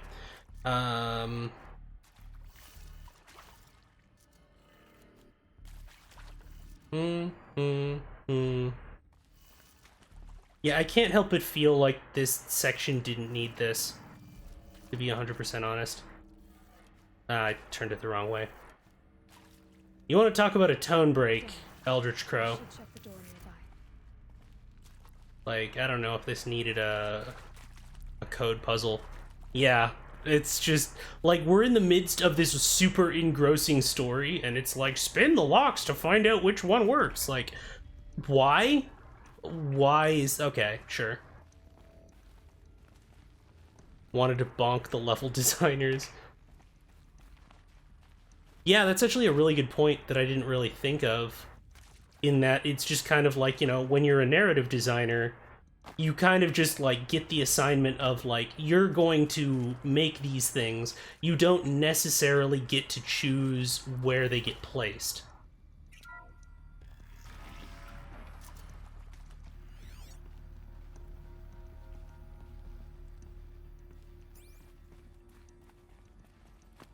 Alright. Up the ladder. No data point. That's disappointing. Pun not intended. Oh. Found one. Looks intact.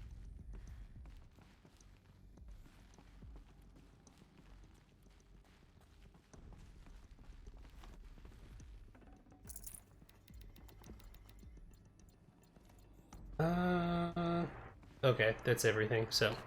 Like, I could totally see this being a point where, like, in the script, the writers were pacing it so you'd have moments of traversal through... Like, even that would be better, honestly. But, like, because this stuff is mentally involved, it's now distancing myself from the story, and I don't super dig it as a choice. That should do the trick. Okay. Now this is the thing, so...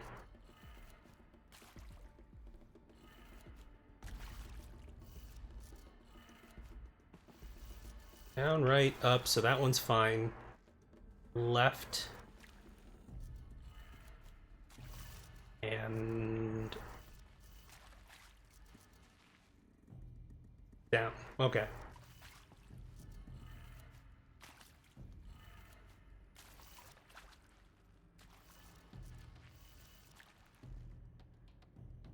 Wait, did I...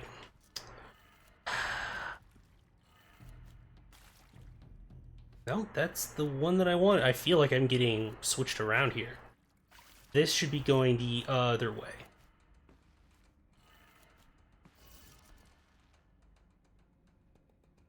Down, left, up, right. Okay. That did it. Door should have power. Yeah. To see what lies beyond it.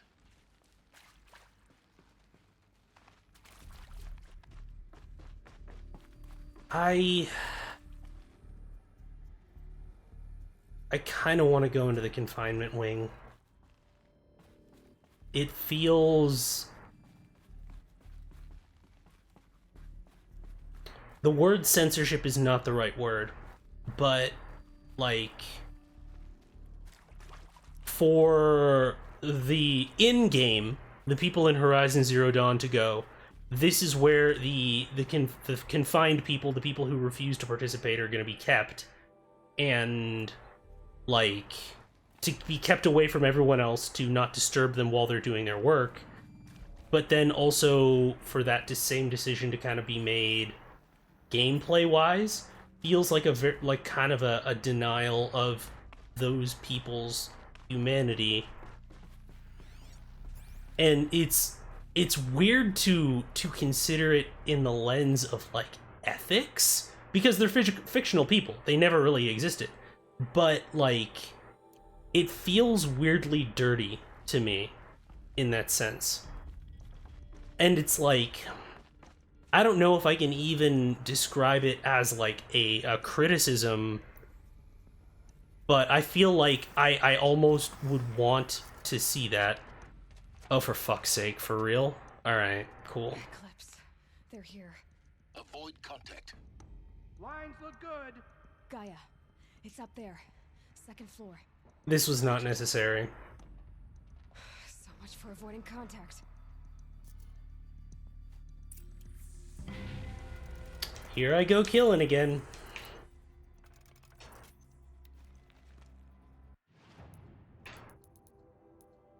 Oh, I have more skill points now.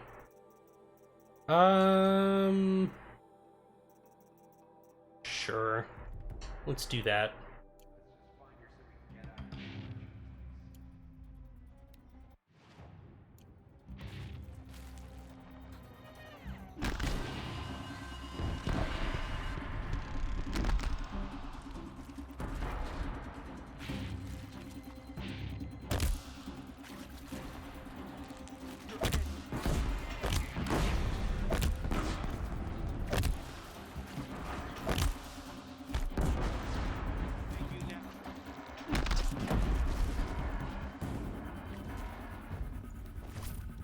Please give players time to process emotions. This did not need combat. I don't know why, like, well, we haven't used the gameplay loop in a while. Alright, cool.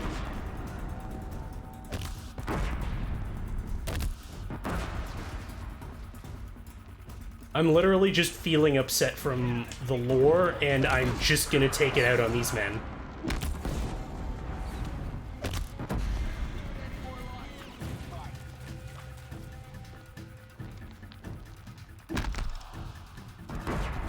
Ooh, okay.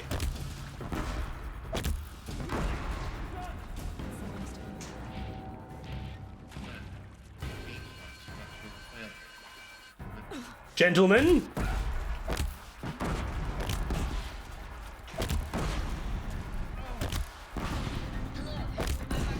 Room's clear. This is a fast for a moment, anyway.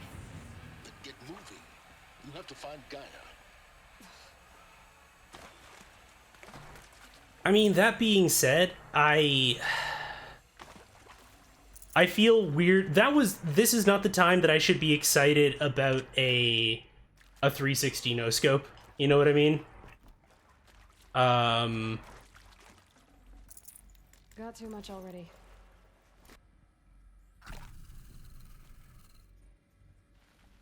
But like I did, but like it feels very BioShock Infinite in the sense that, like, you know, and, you know, don't get me wrong, BioShock Infinite's writing is fucking dreadful, but thematically they're doing all of this stuff about, like, oh, well, you know, ethics and all this sort of stuff. Anyways, let me rip the face off this guy with a hook. Like, that sort of stuff, and it feels very much in that same vein, with respect to, like, you know, we're thinking about the effects of being told that there is no hope for you and humanity as it currently exists, and grappling with that, and potentially choosing medically assisted death, and then also here are some bandits for you to shoot, is like, God, please, video games, grow beyond this formulaic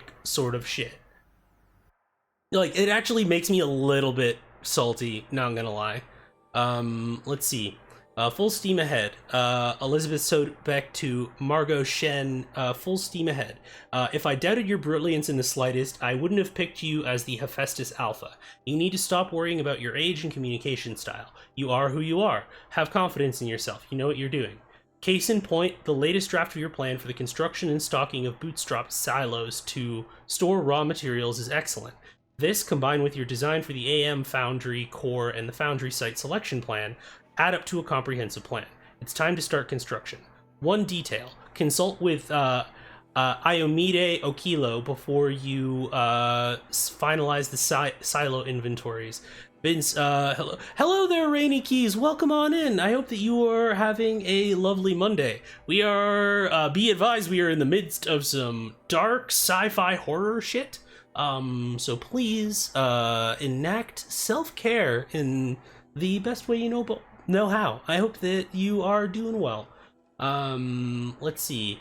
Before you finalize the silo inventories, Hephaestus' first task will be to fabricate the robots that will construct the waveform broadcast towers Minerva will use to transmit the deactivation codes. So any exotic materials needed for the towers should be accounted for in the inventory plan.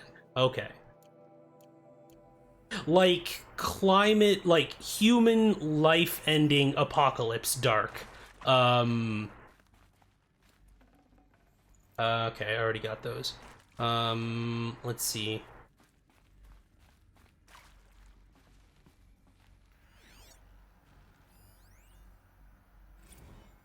Simulation results. Wow, you weren't kidding about Gaia's predilection for animal morphologies. Sure, not totally unexpected given the rough natural terrain her bots will have to navigate, but I agree that there's something deeper going on here. Her designs aren't just functional. They feel almost like, well, tributes is the word that comes to mind. As though she's already mourning their loss, and not just for the disappearing fauna of our time, but creatures from the fossil record too, references to megafauna in some of her designs. So cool! Well, whatever Gaia thinks up, Hephaestus will empower her to build it. I just wish we could still be around in a century or two to see what she makes. Oh, Margot. Cool engineer lady.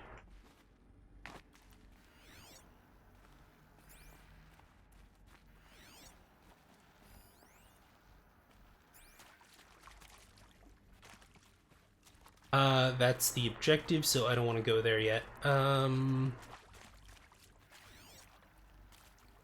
Have any more data points? Oh, let me just grab this real quick. And I think this is where I came in.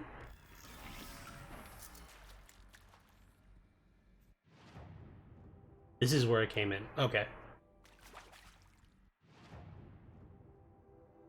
Okay. That's a big section. Okay.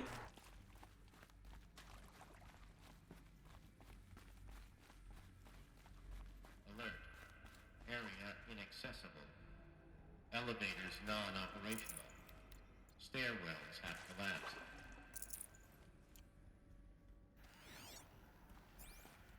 Alert. Structural failure prevents access. How convenient. Yeah, we're gonna have to go all the way around, I see. This is one of those, speaking of Bioshock. Well, anyways, let me loot you.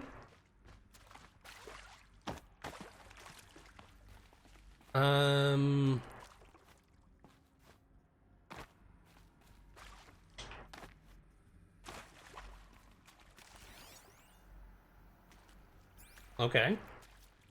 What have we got here? Hello, I'm Margaret. Jesus, okay. As the name might tip you off, this is going to be the subordinate function that Gaia will use to make lots and lots of robots. Her personal forge. Except, it's not that simple. So you probably noticed that only about a third of you are robotics engineers. The rest, experts in machine cognition, virtual heuristics, that stuff. Well, that's because we aren't going to be the ones designing and building robots. The last thing we want is to burden Gaia with a bunch of outmoded 21st century designs. Waste of time. Our purpose is to empower Gaia to build the robots. And not just build, imagine, from scratch. Any robot she needs for any conceivable purpose, designed and fabricated at a snap of a finger. Hers. Her finger. So, Hephaestus isn't really the forge. It's more like the knowledge of craft and ingenuity of a mastersmith to wield the hammer. Encoded as software. Virtual creativity made real. Gaia's already learning. In simulation, she's doing some very creative things with fractal assembly and animal morphologies. Her designs aren't about to win the Liam Prize anytime soon, but hey, everyone has to start somewhere. So, yes, time to get started. Let's do this. I don't get it. Which part? It's a little technical at places. If Gaia was designed to save life, why would the robots it makes attack people? Perhaps it loves some forms of life more than others. The derangement. The machines weren't always so angry. True. Mostly they were docile until 10, 15 years ago. I've seen these shapes before. Ah, damn it. In cauldrons. But of course, the birthing places of Gaia's machines.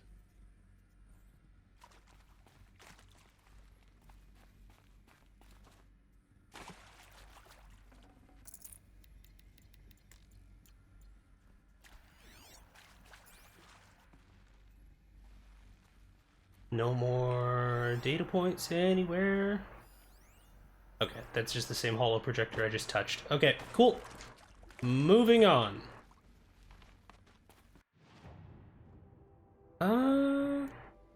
Wait.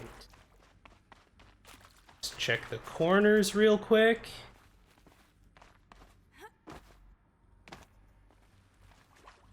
Then, yeah, okay, cool. I've got everything from over here. Okay.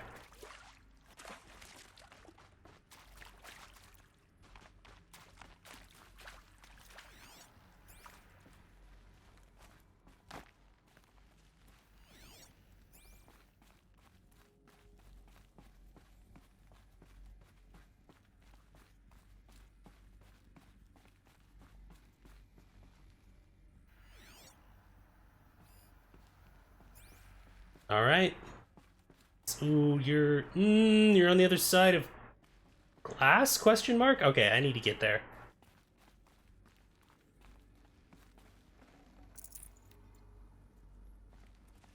Okay. I think this is it. Elisabet Sobeck's office. But it's sealed off. There's got to be a way inside. More eclipse. Careful now. Okay.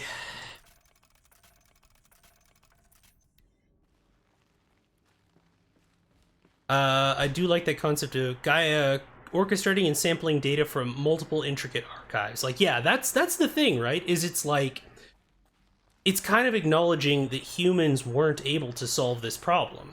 So why would we decide for, like, what is going to solve this problem, or why would we think that we know the best way to address it, or the best machine designs?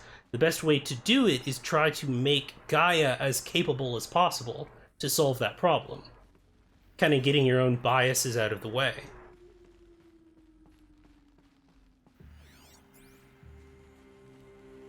Welcome to Apollo, the collective memory of the human species and the wellspring of knowledge for future generations. Oh dear. I am Samina Elbaji. Until recently, I was director of the International Collective Memory Institute in New Tehran. As a heritage professional, I devoted my career to the preservation of human knowledge, creative endeavor, and cultural achievement. Apollo is, therefore, the ultimate embodiment of a lifelong passion, albeit under the very worst circumstances imaginable. The challenges before us are immense. Specifically, we will have to design and implement 4 major initiatives simultaneously. First, the construction of data repositories in cradle facilities around the world, ensuring redundancy. Right. Second, the collection and processing of a projected 180 million discrete data entries. 42 zettabytes of data in Mandarin, English, Spanish, and Arabic. Third, the transferal and encoding of all that data onto DNA encapsulated in synthetic fossils. The only medium capacious and durable enough to safeguard it without degradation. Synthetic fossils. Interesting. But not least, the development of the holographic interface and gamified curricula, by which future humans will commune with Apollo, progressively unlocking heuristic learning modules, leveling up their knowledge and skills they will need to take control of the terraforming system. That is the future towards which all of our efforts will be directed. Not just the preservation of the past, but God, these ideas narratively are so ambitious. knowledge. Welcome, and let us begin.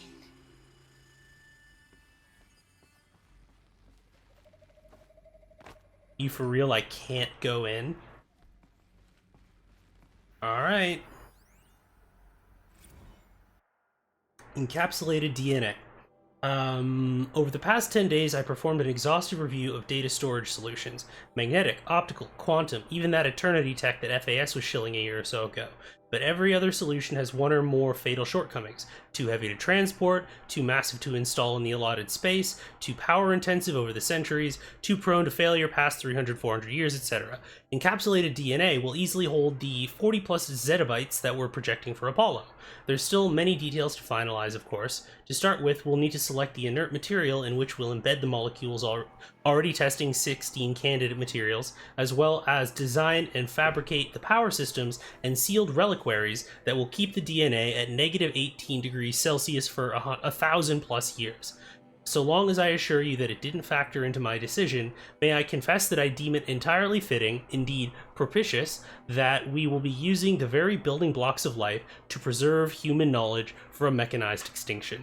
It's not just ironic, but heroic. Life as the hero, beating back the forces of oblivion. In any case, much to do. Until next time, peace be with you, Samina. This makes me want to play like a terraforming colony sim where you're starting out by forming neurons for an AI and building out from there.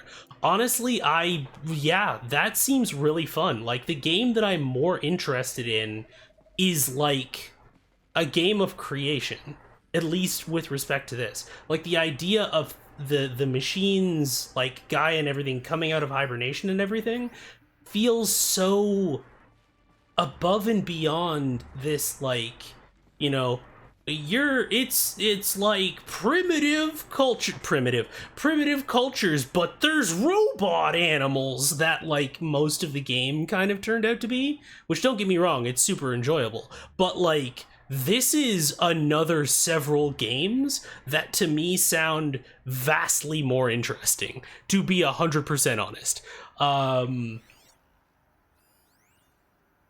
Apollo update. Over the past 2 months, the full benefit of our procurement of a copy of the Homer archive from Far Zenith has made itself known, and as a result, all of Apollo's key deliverables are on schedule. Apollo has already surpassed 40 million discrete data entries and continues to grow. The physical science modules are effectively complete, with soft science modules close behind. World history, cultural data, and media archives are also on schedule. Language preservation is wrapping up a bit ahead of schedule due to falling short of our goal to preserve 4,500 languages. I suppose the tragic early loss of Papua New Guinea doomed that goal from the outset, with attendant curricula development about to begin. Speaking of the heuristic curricula, they are performing well in testing, with children and adolescents demonstrating high levels of engagement with and trust in the Aristotle and Aspasia personae. Personally, I find them highly engaging, especially when they debate. I wish half my professors had been so entertaining. Children and adolescents? Like, are these the families of people who are here? Who are they testing these with? Like, people on the outside? I'm not entirely, interesting. Let's see. Alright, let me just tag a bunch of you for destruction. All of this lost ancient's greatest gift to us. Greatest? How about the fact we exist at all? To abide in ignorance is a curse, Aloy. You of all people should know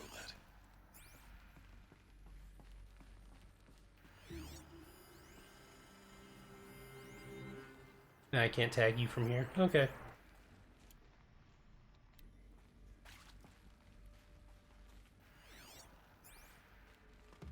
Anyways, time to murder.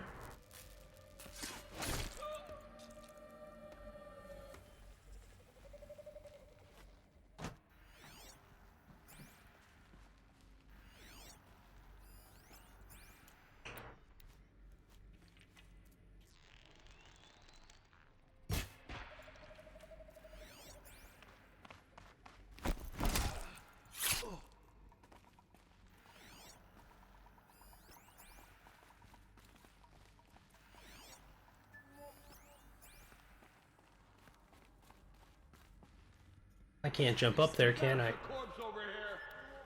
No, there isn't. Just two.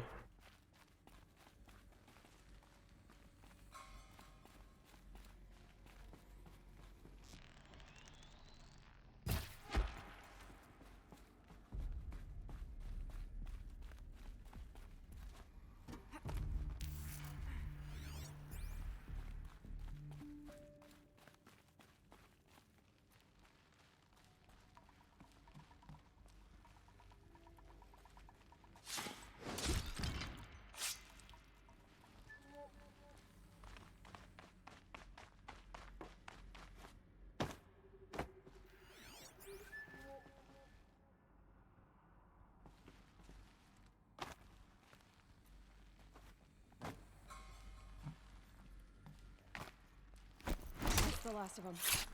Alone once more. In what should have been a game of wonders.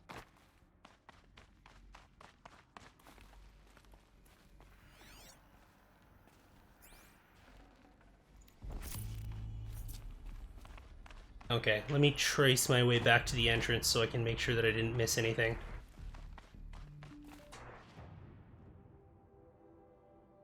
So that was the door that I couldn't get in before because it was busted.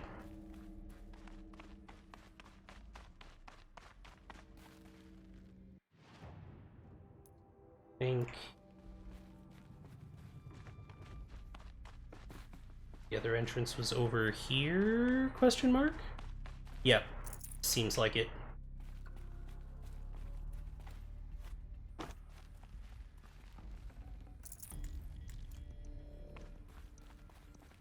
Okay, so we're back at the entrance of the room. So got some consoles here.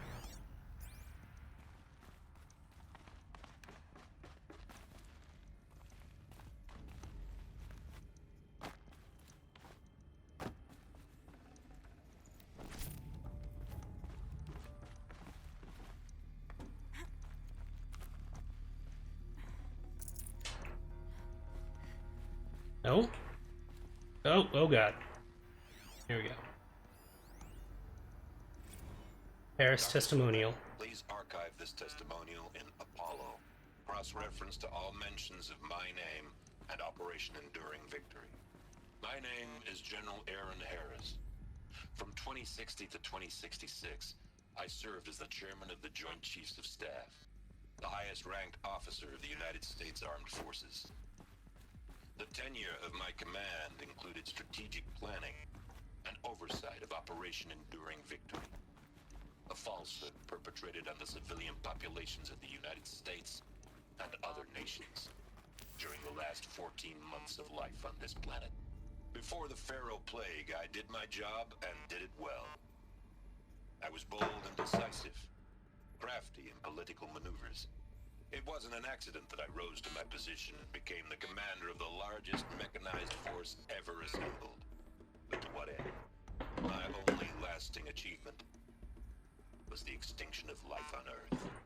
And my one redeeming act, if any, was to delay that extinction by days or weeks, by throwing more death at it. It is my hope but there will be no need for men like me in the world to come. If you are one of the people of that future world listening to this message, please know that I am sorry and that I wish you well. Sincerely. Reed, I was a major blowhard who finally decided I shouldn't be where I am, but now I've ruined things for everyone. No, totally, I don't have a contempt for most U.S. military high-ranking officers. What? Yeah, pretty much. Wanted to live out his RoboCop dreams and then realized ACAB. He's like, wait a minute. All cops are bad. But I'm a cop. Like, yeah, pretty much.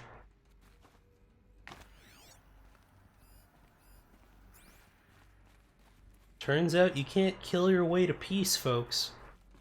Turns out.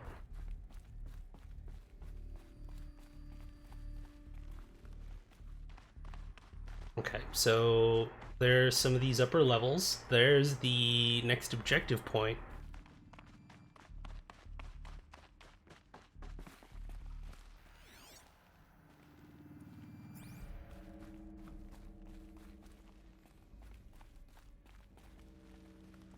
Nothing here.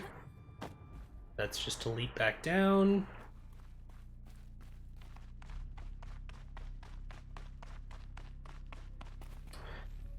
I feel like it encapsulates my criticisms of this game that the archive of human art, creativity, and knowledge is primarily used as a staging ground for another series of just murder. And I feel like I can't really come up with a better kind of summary of that.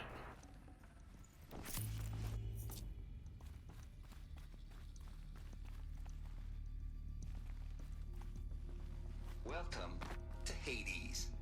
Zero Dawn's extinction failsafe. You motherfucker.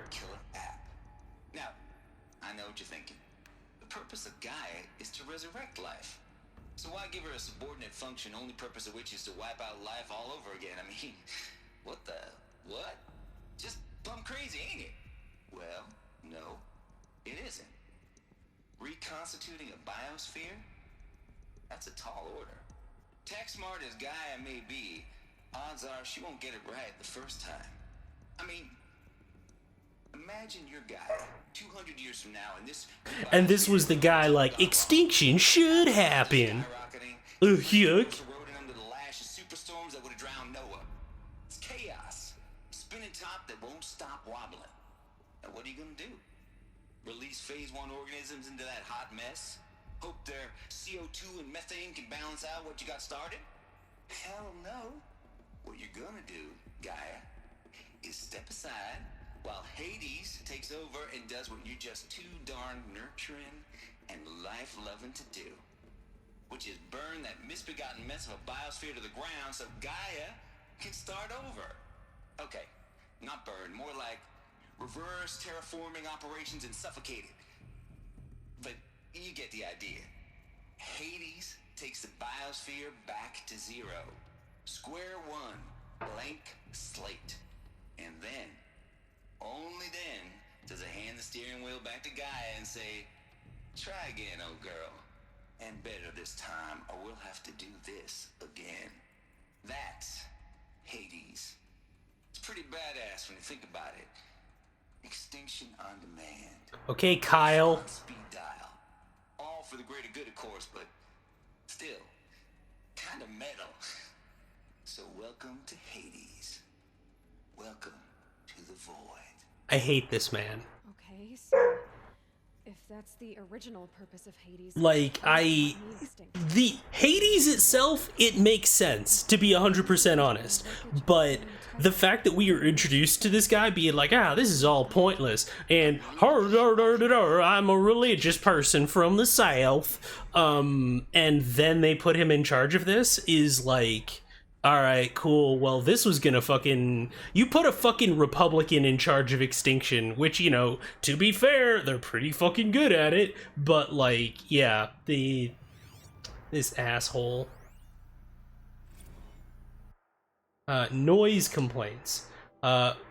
Color me confounded, Lizzie. Bashcore? Anyone who says the old TT codes for Bashcore is straight up lying. You know it. Old Trav don't have no truck with commercialized razzle. What the fuck am I reading? Heck, I'd rather guzzle a liter of Cedarum runoff than listen to Grey Swarm for 30 seconds. Oh, great, and he's a music snob. Now, that ain't Bashcore, blast the Hades lamb, shaking the walls, rattling folks' teeth. It's death metal, girl. Classical music, 80s and 90s mostly. Got me some Dutch deathcore, some Japanese gore grind, and Swedish cannibal-themed stuff too. Stop by if you want to listen, or heck, just come within 50 meters of the lab. Ain't no Bashcore you'll see, or hear rather, in the screech that rends the airs, and feel in the throbbing pulse of the floor and walls and ceiling swallowing up like it was Jonah trapped in the gullet of a gothic deathfish. Hallelujah. As for those requests to turn it down, no can do, Lizzie. This is how I code. Turn down my death metal? Might as well give up stimulants, chocolate malts, and industrial accident vids. Last I heard, we were supposed to be coding Hades down here. Am I really supposed to code an extinction protocol without death metal to inspire me? Nah, I don't think so. I'm extra blowhard, but Southern put a cowboy hat on me. It really feels like they're just kind of like what the fuck am I even... So all of the corruptors are just shrieking death metal to make those noises. Basically. Good lord. Hades protocol. Tate here. Just popped 3 blues, but I earned it. Finally figured out a Goldilocks solution to Gaia's rather extreme executive of the...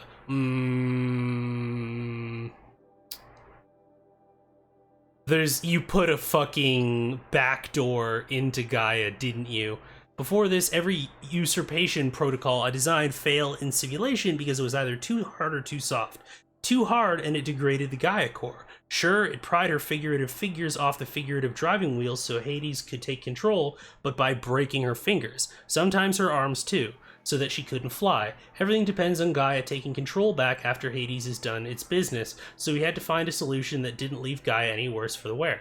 Too soft, and Gaia only pretended to relinquish control. In simulation after simulation, Hades would take command of the terraforming system in reverse operations, only to have Gaia lurk in the background, quietly re-reversing processes and falsifying telemetry to hide its interference. Sneaky. I swear, ain't nothing Gaia wouldn't do to keep life going, even when it's simulated plant life. Turns out the just right solution is to isolate Gaia in a protective code shell, preserving its integrity, and then unseat it from command position so Hades can slip into the figurative captain's chair and work its magic. Those blues are coming on strong now, so I'm not really describing it so clear, but pretty sure it'll work. Yep, those blues are plenty strongs. Guess it's time to sleep and bed. I'll get it back. I'll back to it tomorrow, alligators. Oh god. Let's see. Never trust a capitalist startup. Fuck want to be altruistic. From what I understand, though we haven't reached that point, it gets worse. God, I fucking hate Tate. I mean, that being said, like, the program is necessary. I totally get the program is necessary. I just feel like the bit that decided that, like, Lil Aloy had to die is probably, like, due to his fuck up in some way. Archive abuse. Okay. This mail concerns Apollo archive submission, your 666th, for real, 666th submission in just 5 days, and oh, what a doozy. Despite earlier warnings re inappropriate materials, you chose to submit 265 holographic remasters of acknowledged classics of extreme exploitation cinema. Allow me then to thank you on 2 counts. 1, for giving me the pleasure of rejecting your submission, thereby consigning your favorite Eastern European torture flicks and their ilk to the dust heap of oblivion. It truly warms my heart to know that I have saved future humanity from the ordeal of experiencing not just one, but all 16 installments of Making a Millipede. Don't worry, the Pasolini material has already been preserved, extreme perhaps, but art. For clarifying a concept that has been long ambitious and ethically fraught for archivists such as myself. The definition of obscenity. You have freed me from the subjective quagmire embodied in Judge Potter's famous utterance, I know it when I see it. Thanks to you, son, thanks to you, I can now apply a single objective criterion. If Travis Tate submitted it, it's obscene. Accordingly, I have directed Apollo staff to summarily reject all of your future submissions, sight unseen. Perhaps you might invest the time you would have spent preparing further submissions on, oh, I don't know, your assigned work. We have a world to save after all, or the rest of us do anyway.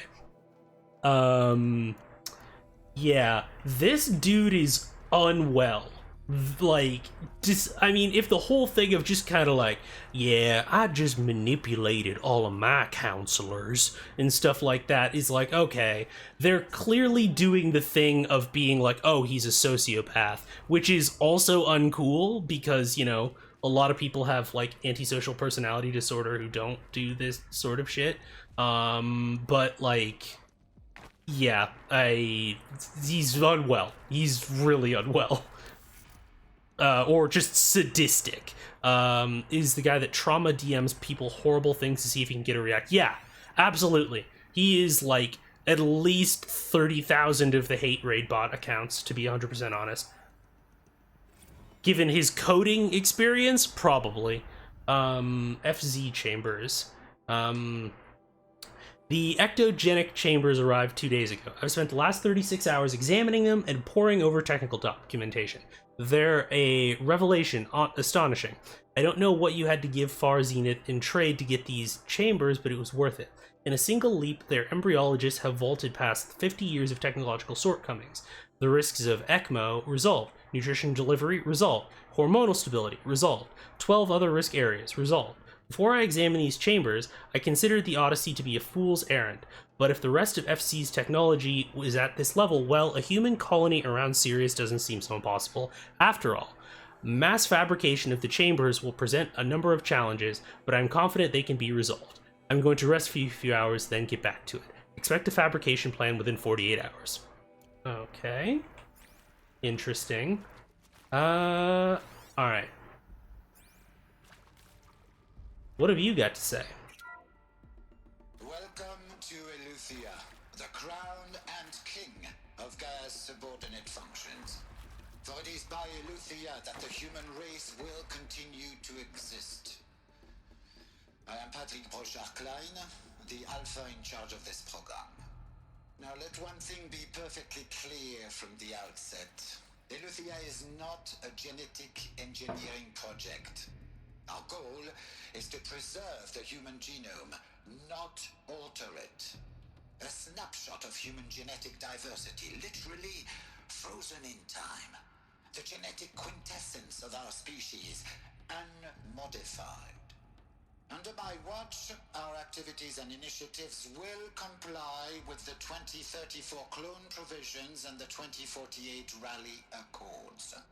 Now that may seem a quaint, even trivial concern to you in light of present circumstances, but as one of the authors of the Accords, it is far from trivial to me. The practical challenges before us are staggering in scope and complexity, but not insurmountable. No. Global Not insurmountable. Perfection of exogenic technologies, design and perfection of servitors to provide. We're doing this one by the book because I wrote the fucking book. Exactly. All of these program components must and will proceed in tandem.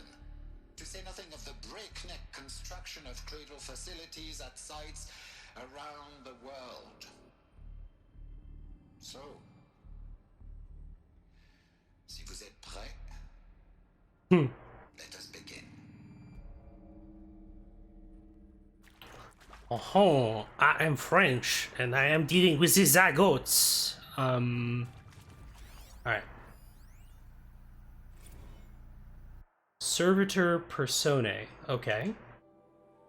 Development of the artificial personae for cradle servitors, nurturer, disciplinarian, healer, continues at a good pace. We are targeting Turing 0.4 for these constructs. This should allow low-grade empathy and limited improvisation without undermining adherence to codified behavior sets. The stimulus-driven switching of personae, however, is proving to be a greater software challenge than anticipated, especially concerning our entrenched feedback loops between the disciplinarian and healer personae.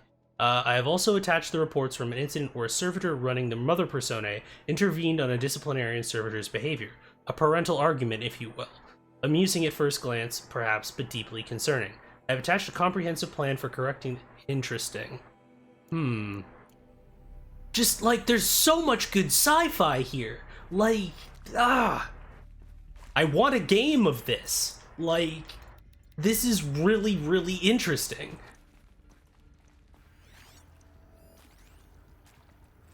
Cradle sealed. Eleuthia 1 was successfully sealed before the swarm advancing across Xinjiang. I'm probably pronouncing that incorrectly. The consonant sounds from I believe Mandarin, or I'm not especially good at. Oh, sorry. Let me try again. Xinjiang. Does anyone in chat actually even have an idea if I'm pronouncing it correctly? Ping back from Crucial Systems is good. For a maiden voyage, a success. Regards, my disputes with the betas over zygote selection. Of course, I understand we have limited overhead to run simulations of gene flow in our future humans, but we all agree there is margin for refinement in future cradle populations. In addition to my personal overseeing completion of the Eleuthia 2 site, I will formulate and propose a modified zygote selection plan within the week. The second one was more on the nose. Yeah, I was kind of guessing at, like, you can't even necessarily say, like, vowels and consonants, because, like, you know, it's Mandarin is a tonal language, but, like, just try to be like, does that sound great? Yeah, I was pretty much shooting in the dark. Okay, so I think those are all of the ones down here. And that was the hologram projector. Are these what I think they are? Artificial wombs. Machines to spawn a new generation of human beings.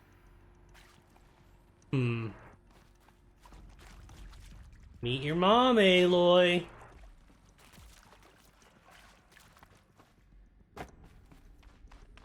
Not what you were expecting, huh?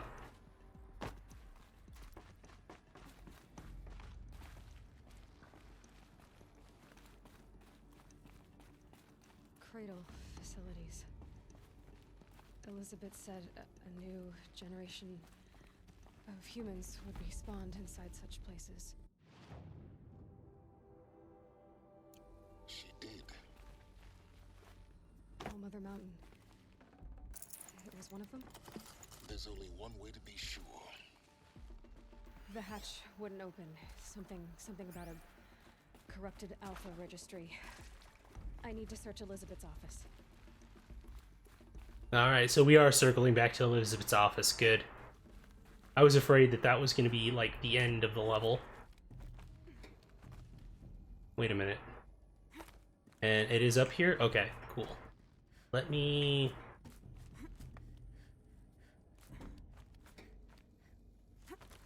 Yeah, all mothers, literally.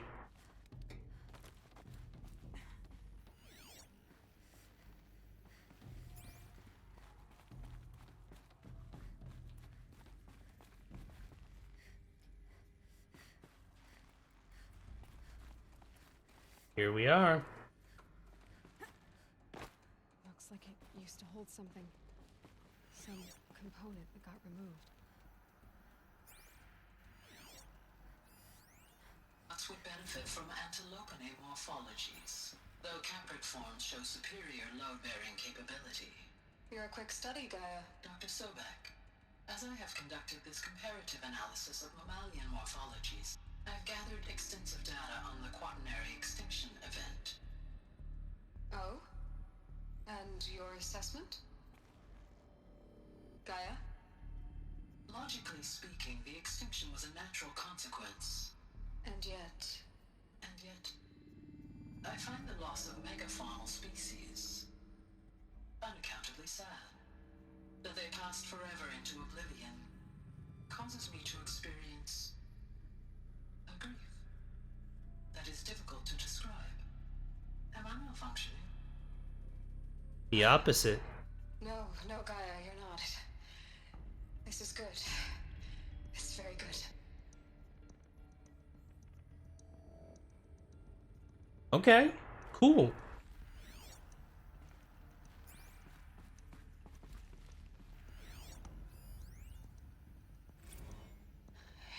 undergo a brief period of unconsciousness during relocation to Prime and final instatement. Elisabet, may I speak outside protocol? When you're back up and running at the new site, we'll bring the subordinate functions online and see where we stand. Elisabet, I detect distress. Are you all right? I'm fine. I realize that Jesus, okay. tell us to launch earlier than we hoped, but all subsystems are operational. The odds stand in our favor. But what if... Gaia, there's nothing left out there. You can't even survive unless you're wearing an environmental suit. There are billions dead, in fear and agony. What if it was all for nothing? Elisabet, extinction was inevitable. Thanks to you, life will have That's a valid fear. I really believe that. If you devote like a year and a half of 80-hour weeks. I believe in you. I believe in data corrupted. Like, yeah, that's not that doesn't encourage optimism. Okay.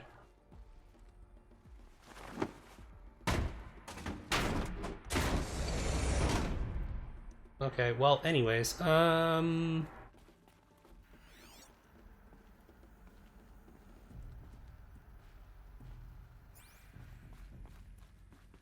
so that was in there. Hello? Pure logic won't cut it, Ted. To pull this off, Gaia's going to need to have some skin in the game. Oh no, Ted, what the fuck did you do? Have we learned nothing from our mistakes? Your mistakes, I think you mean? All I'm saying is give it a kill switch. She was just born, Ted. I'm not gonna put a gun to her head while she's still in the cradle. You talk like it's a child. What if it becomes a monster? Elisabet, may I speak outside protocol? Of course, Gaia, go on. I'm sorry to contradict you, but Mr. Farrow's argument is sound. At this point, the development of my psyche is not entirely predictable. To ensure preservation of life, a hardwired override is, I believe, a necessary safeguard. There. Satisfied, Ted? Jeez, Liz, just do what it says.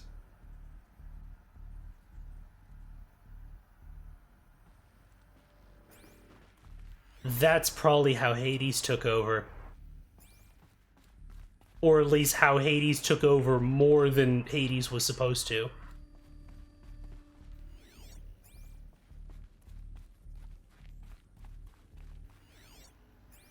I think I'll probably grab that document from Elisabet's office, like the one that was behind the door here, and then we will go on our bit of an extended break. Or at least like 10-15 minutes or so. Odyssey has failed. Some terrible news, I'm afraid. Far Zenith has informed me that the Odyssey mission has failed. Last night, telemetry indicated a catastrophic antimatter containment failure as the drive spun up to depart the solar system. The ship, its crew, its cargo of zygotes and seeds, its alpha build of Apollo, all were lost. Zero Dawn is now the only hope for the continuation of the human species and earthly life. We must succeed. That's a motherfucker of an email to get. Holy shit. Like, imagine kind of being the only hope for humanity, but then, oh wait, the only other actual hope for humanity just to shreds, you say? To shreds, you say?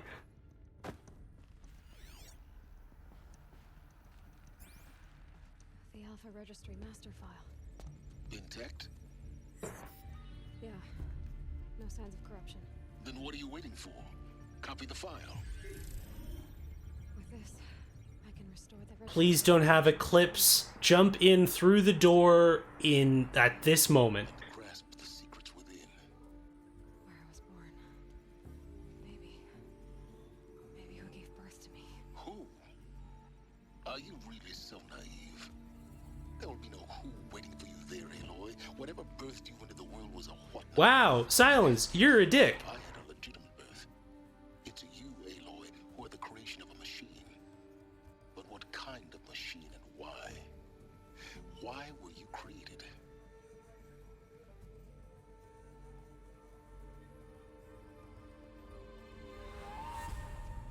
God damn it! What you found is too valuable. You're too valuable.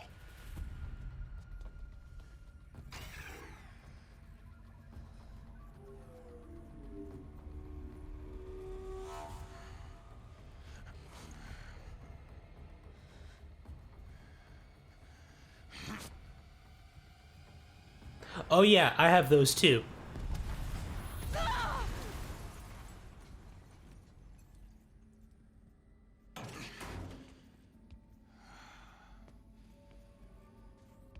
I fucking knew it.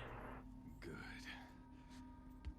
I have a more suitable death in mind for you. I will give you the most unpleasant experience possible. No! No! A mattress! No!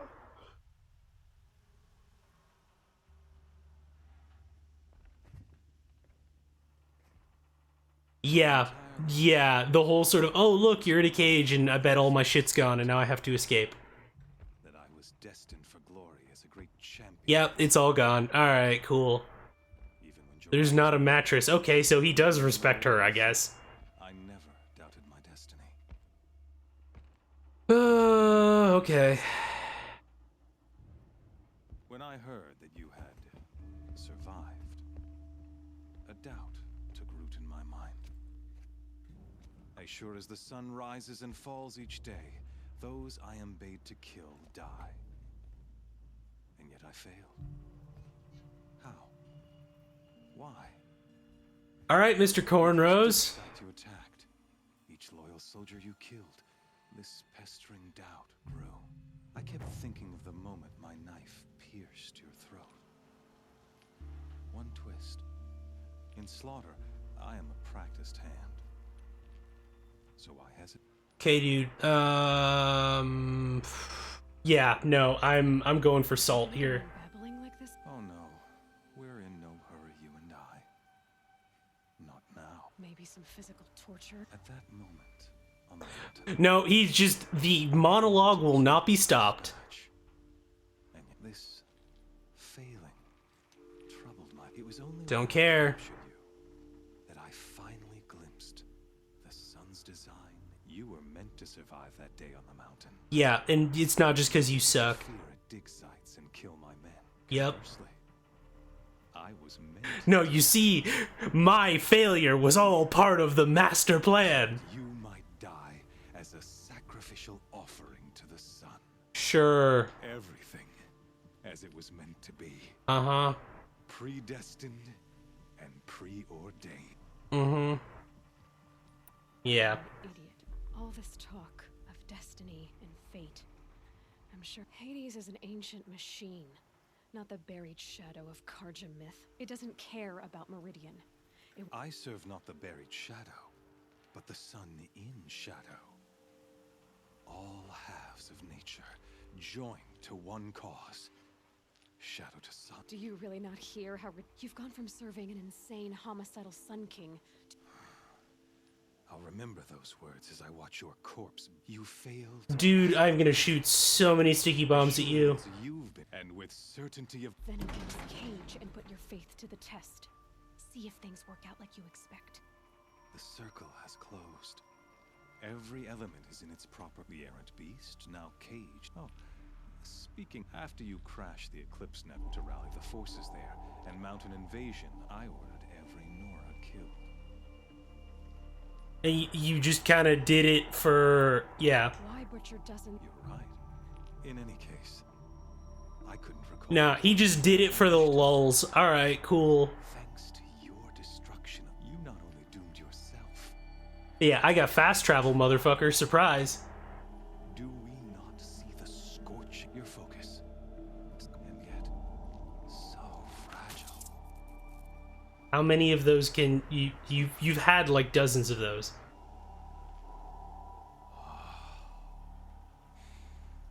So you see, this time, I did not hesitate. You proud? You proud of yourself? Has already been twisted. Congratulations, you dropped an iPhone.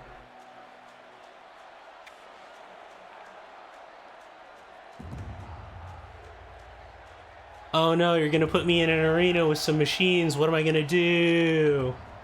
I've never done this before.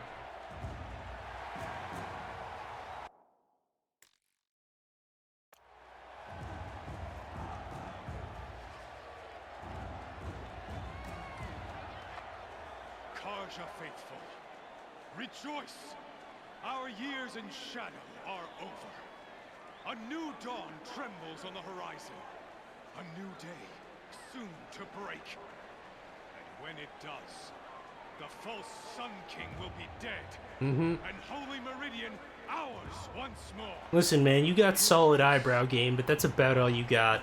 Have become an instrument of prophecy. All halves of nature join to one cause. Shadow to sun, light to dark, night to day. Behold! You done?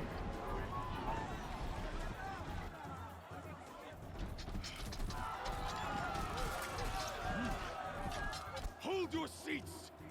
Can you not see the proof of the sun's blessing before your eyes? How else could shadows such as these prowl in broad light of day? Were they not approved by the sun and joined to our cause? Many years ago, to consecrate this great ring, the Radiant Tyrann ordered many faithless, crushed beneath the hooves of the behemoth. Oh yeah, I've already faced one of these corrupted behemoths before. That's fine. But it is mightier still, infused with the power of shadow. Yeah, this isn't another corrupted zone guy. There were actually two of these. I got bad news for you. Let her be the first of thousands!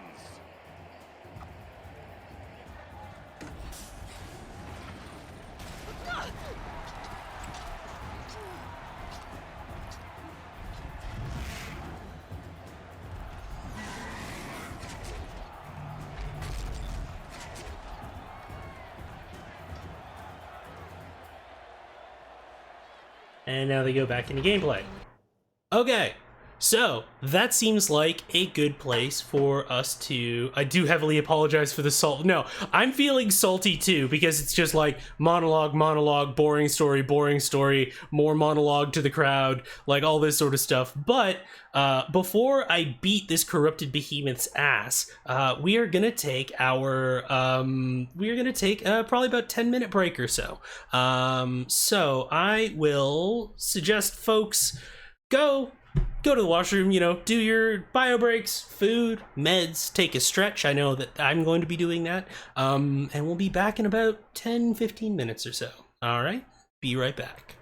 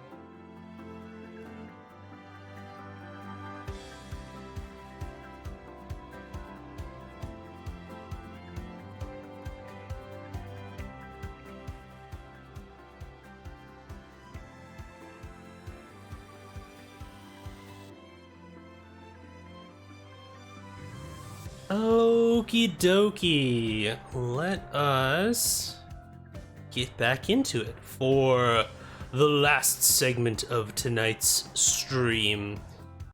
Seems like it'd be only fitting to counterbalance the amount of dread and apocalypse by polishing off the stream with a... Okay, great. Oh, I have to get you to break shit. That pillar's weak. Another hit, and that pillar will come down. Gotta get out of the way.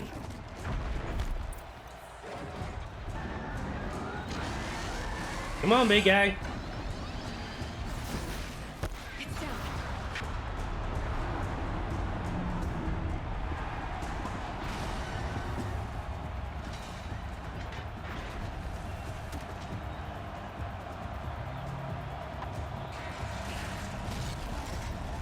I can only imagine the interaction between Helis and the guards being like, we're going to put all of her, we're taking her equipment from her, and we're going to put all of it into a conveniently placed chest directly next to the cage.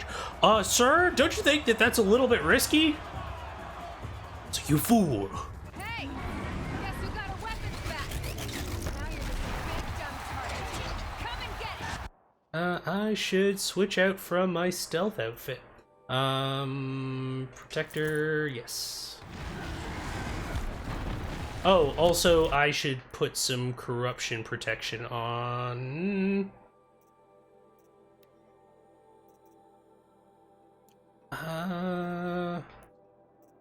Modify outfits, protector.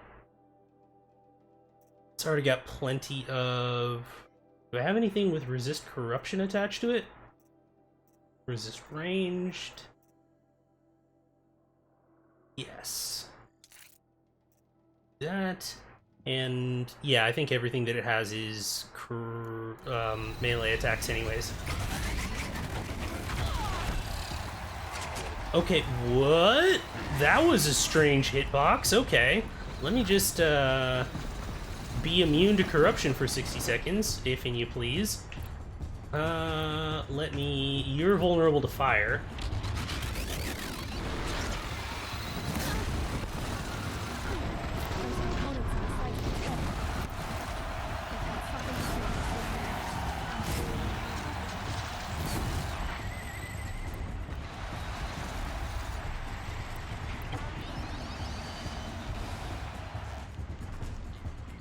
Freeze canister on its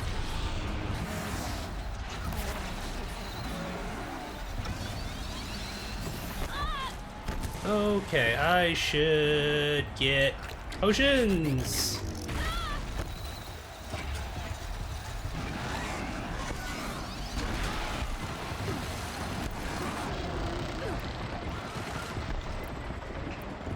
Oh, do I not have my slinger with my elemental bombs out?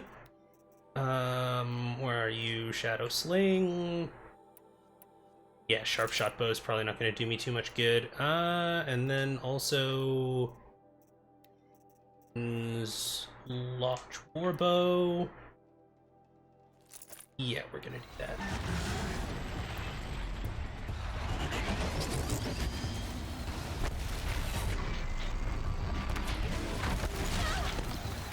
That was weird.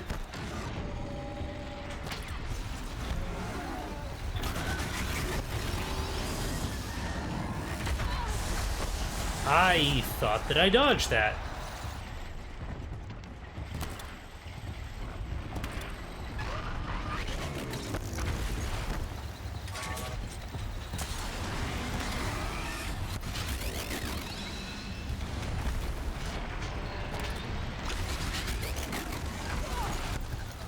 I think it's gonna explode. There it is. looks important.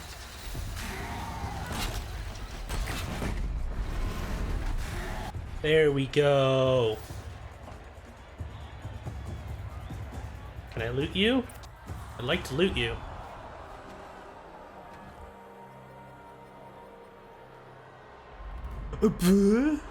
Yeah, you sitting there with the surprised Pikachu face?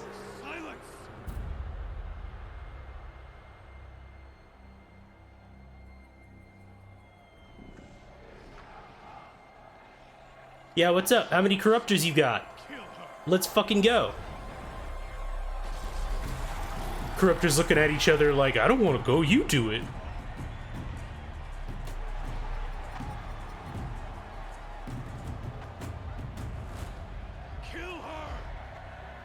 Why leave it to them? Come get me yourself!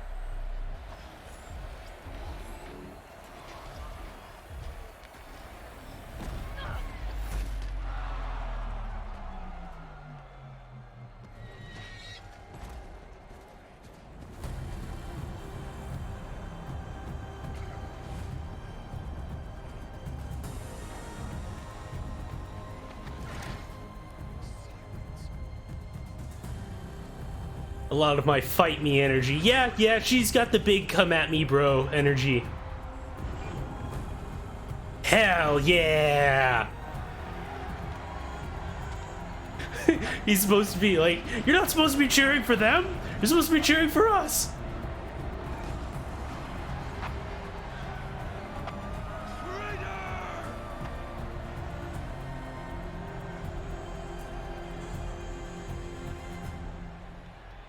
Okay, that was kind of a dope rescue, I'm not gonna lie. That was pretty sick. Hard to get back into my good graces after being such a dick, but... So you're here. Really here. You risked your life. Of course I did. If you'd been killed, the Nora's sacred mountain would never have given up its secrets. Too bad you wasted your time then. Helis destroyed my focus. And the Alpha Registry with it. Come on, like you never make a backup? The whole time I've been monitoring your focus, I've Yeah, exactly. There's no way you didn't do that. installing that data to a new focus was trivially easy. Happy birthday, Isaac. Daddy sure does love his little big man. You're really good at making it impossible to like you, Silence. But I guess I need this. It's time to see where you were born. Maybe you'll even learn why. Yeah. Meet the machine that birthed me into this world. Isn't that how you put it? I'll be off. Wait. Yes? Yeah, sure. When can you Ever since you discovered the technique. I had to destroy a corruptor to obtain the necessary parts, of course. But your example showed me how to do that as well. Yet another benefit of monitoring your activities through your focus. Truth be told, the underlying logic of the technique isn't so different from rites practiced, though of course, far more advanced. Great. You're welcome, I guess. Helis recognized you. You told me that you'd assisted the eclipse. Not that you knew the man who killed who almost killed me. So now you know. The man is a serious threat. So let's do all we can to make sure that he and Hades don't succeed. Right. How did you track my Really, Aloy?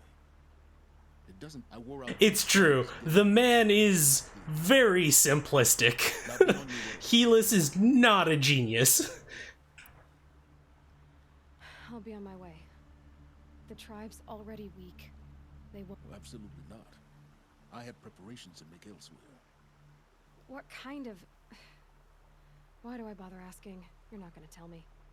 When the time is right, I'll be in touch. I'll contact you later. In the meantime, should you need to return to Shadow Karja territory, I brought armor. Sick! Give me the Shadow Karja armor! I want it to look cool. Aloy, when you were recovering the Alpha Registry down in the Zero Dawn bunker, I was needlessly cruel. Yeah, you were. For your sake, I hope there is someone waiting there for you inside the mountain. Not a what, but a who. Yeah!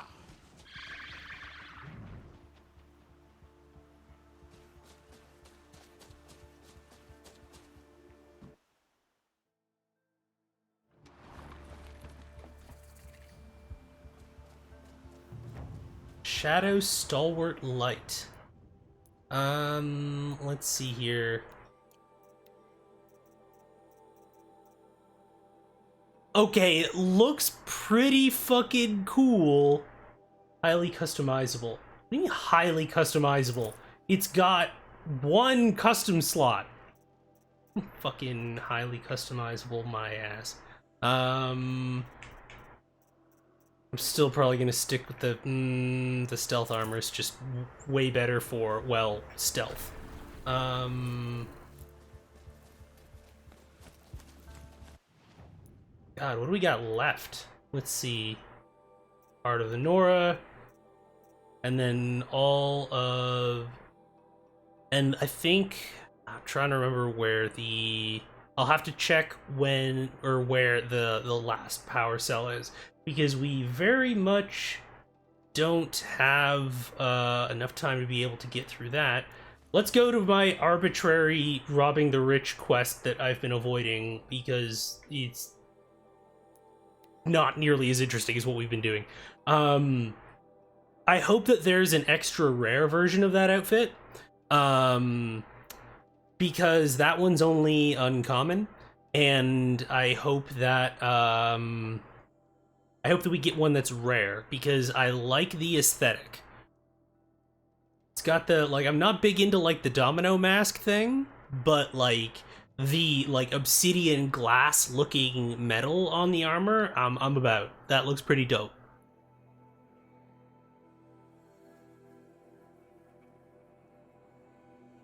Okay, come on. Come on.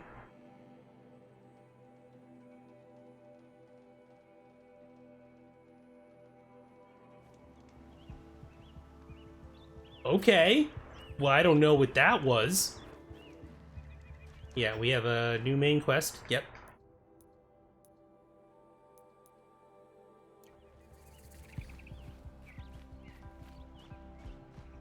Alright, let's go, because this guy had a thief and all that sort of stuff. So, for this quest, there is a CW for mistreatment of refugees. I love this bit. Buy goods for a fair price. You saw the thief make a run. My back was to the wall, you see? Wasn't expecting he ran past me, dressed in gray, clutching the sword. That's... Alright.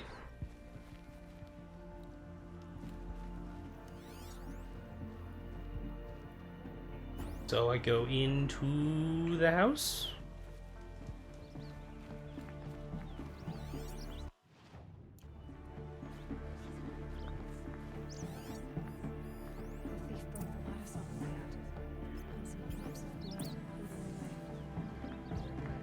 Okay, we got another CSI Aloy quest.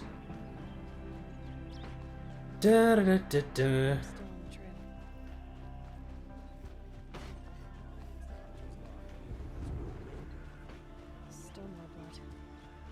Yeah, this man is, like, unconscious dead right now.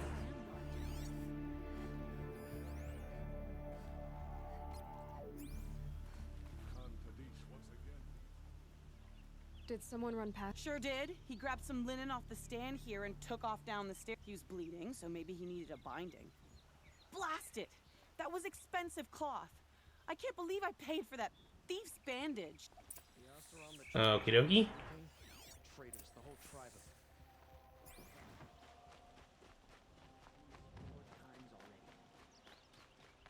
If the thief came this way, there's only one way he could have gone. Forward.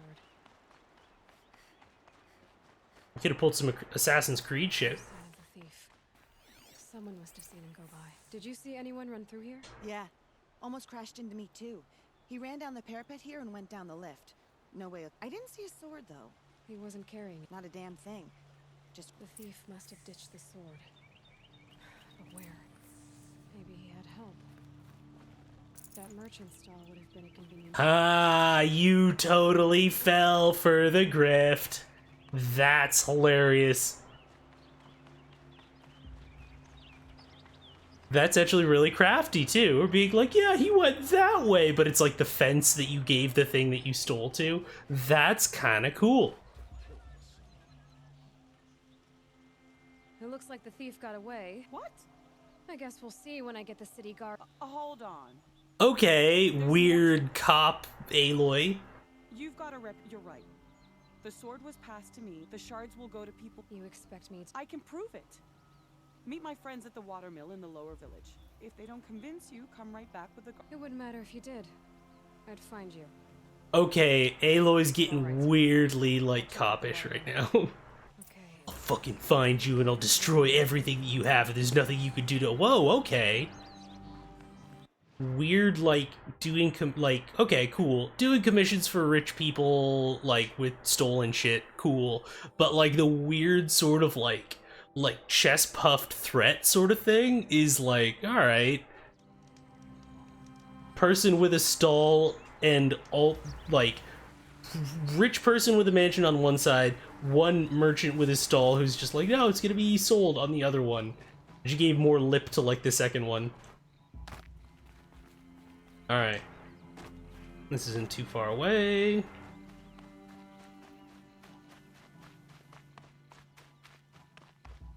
Honestly, if they give me an option to, like, not take the sword back, I'm probably gonna take it.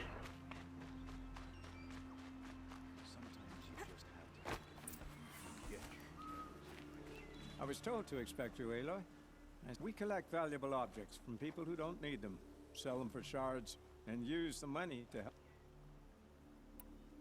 Who exactly? Not the bastards in the fortress. We use the shards to make sure the poor in Shadowside get to eat, or bandage their wounds. They only went west because they had to. Trust me, I know. My wife was chained up with a bunch of servants and herded with them. They starved to death, still bound together. Jesus, okay. I'm sorry. So am I. You mean you... If you want to call it that. From Ravon didn't seem like a hot... He stinks just like the rest of them, of wealth and contentment, while people beneath him suffer. Yeah? I mean, like, even if you're not actively, like, contributing to it, being just kind of complicit, makes sense. Where's the sword now? Safe. What? I was hoping you'd help us. They say you can track like a... He was bound for Sunfall, along with an entire shipment of food. How? I knew you were gonna say that. Nassan was supposed to meet his contact... Can I have, like, 20,000 shards? Can I just, like, give you some? But be careful. Lots of machines out there.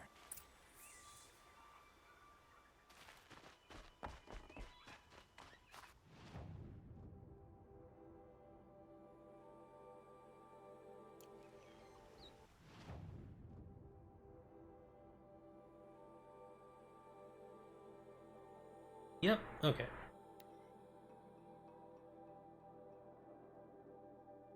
We'll probably finish this off and we'll call it a night there.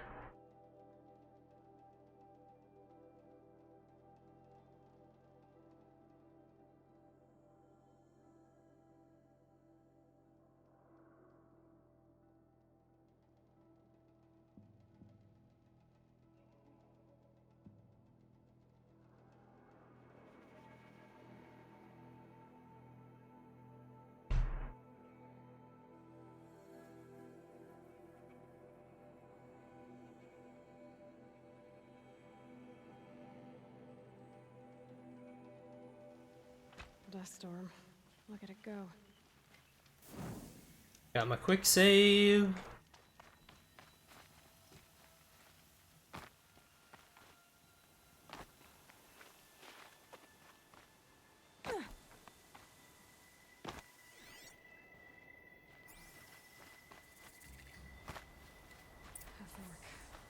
This must be where Nassan was supposed to check in.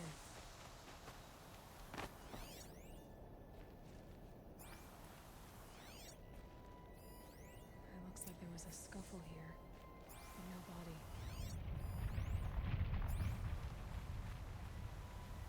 If someone dragged us... Oh, here we are. Let's see where they went.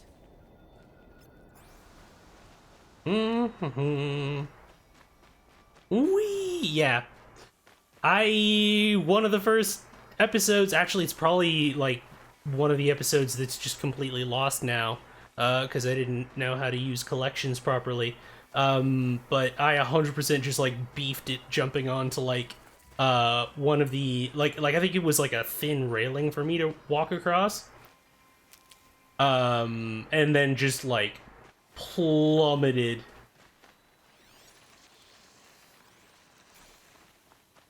The Shadow Karja outpost. Let's hope Nassan is inside.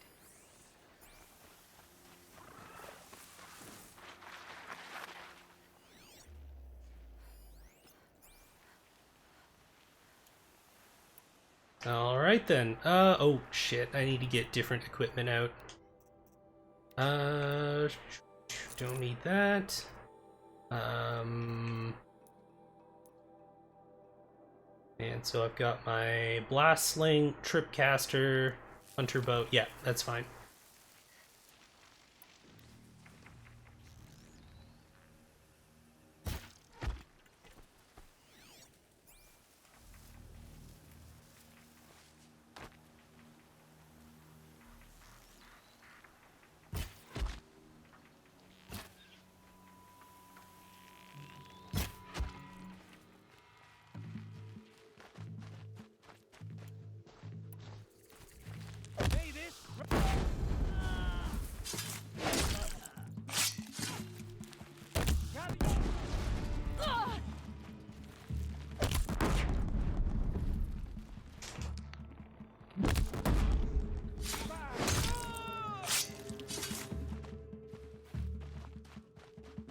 Yeah, I don't care about stealth.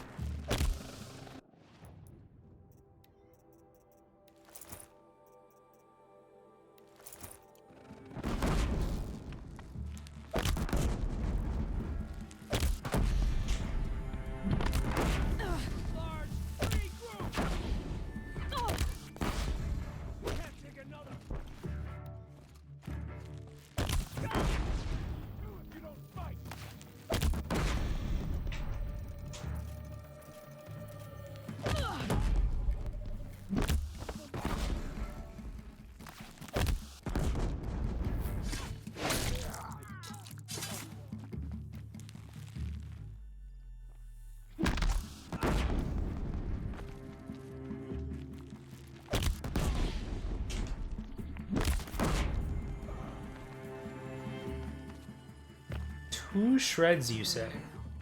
I've got Nassan, all right. He needs help.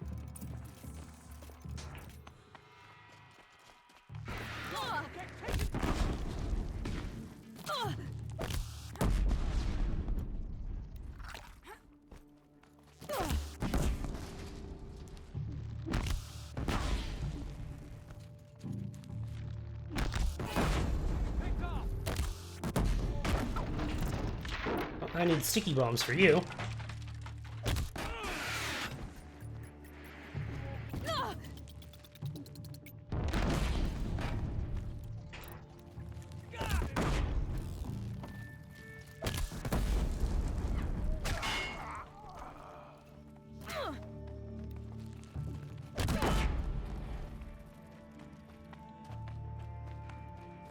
Hey.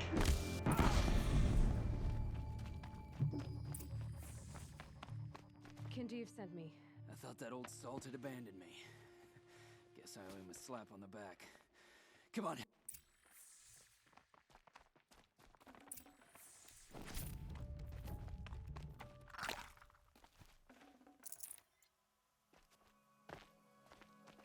No, we were supposed to sneak out. That's funny. Anyways, everyone's dead. You gonna dive?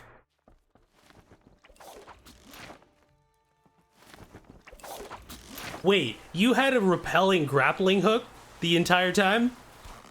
You just didn't want to tell me? You didn't think that was pertinent knowledge?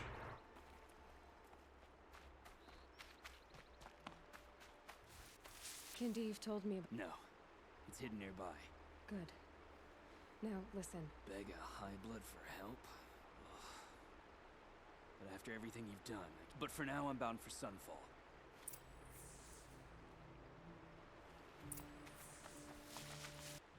Alright. Just on time. And all it took was slaughtering an entire fortress worth of people. Like, I have a delivery. It's grenades. It's a lot of grenades.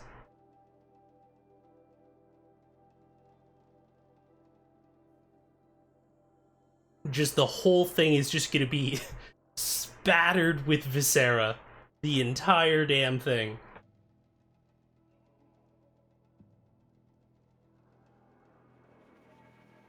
We're supposed to sneak out as there's just like, I feel like I got the impression from the like positioning of the soldiers that it was supposed to be a stealth mission, but we have 8 minutes left. Like, we had 8 minutes left. There is no like, nah, I could do that, you know, but on second thought, no. Like, I do have the firepower to literally just like go, oh, here I go killing again. And, like, knock this out real quick. In and out, quick 5-minute murder. A man named Nissan came to see me, and we came all this from a stolen sword.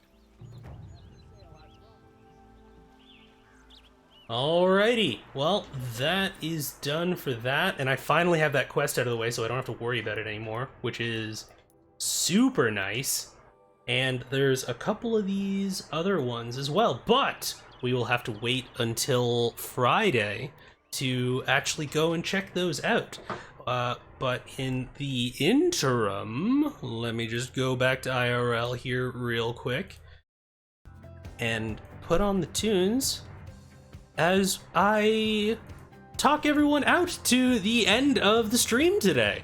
Thanks to everyone who decided to come by, decided to stick through. Even if you didn't stick through, honestly, just come by for a few minutes to say hi, or if you stayed through the whole XL episode today that we did as we try to get through the majority of the game, which, you know, it was a surprisingly long quest, to be 100% honest.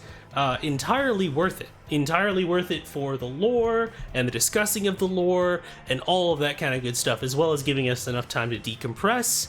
Good times all around. If you're someone who's dropping by for the first time, I am Dichotomous Prime. I am a Trini Canadian by tabletop game creator.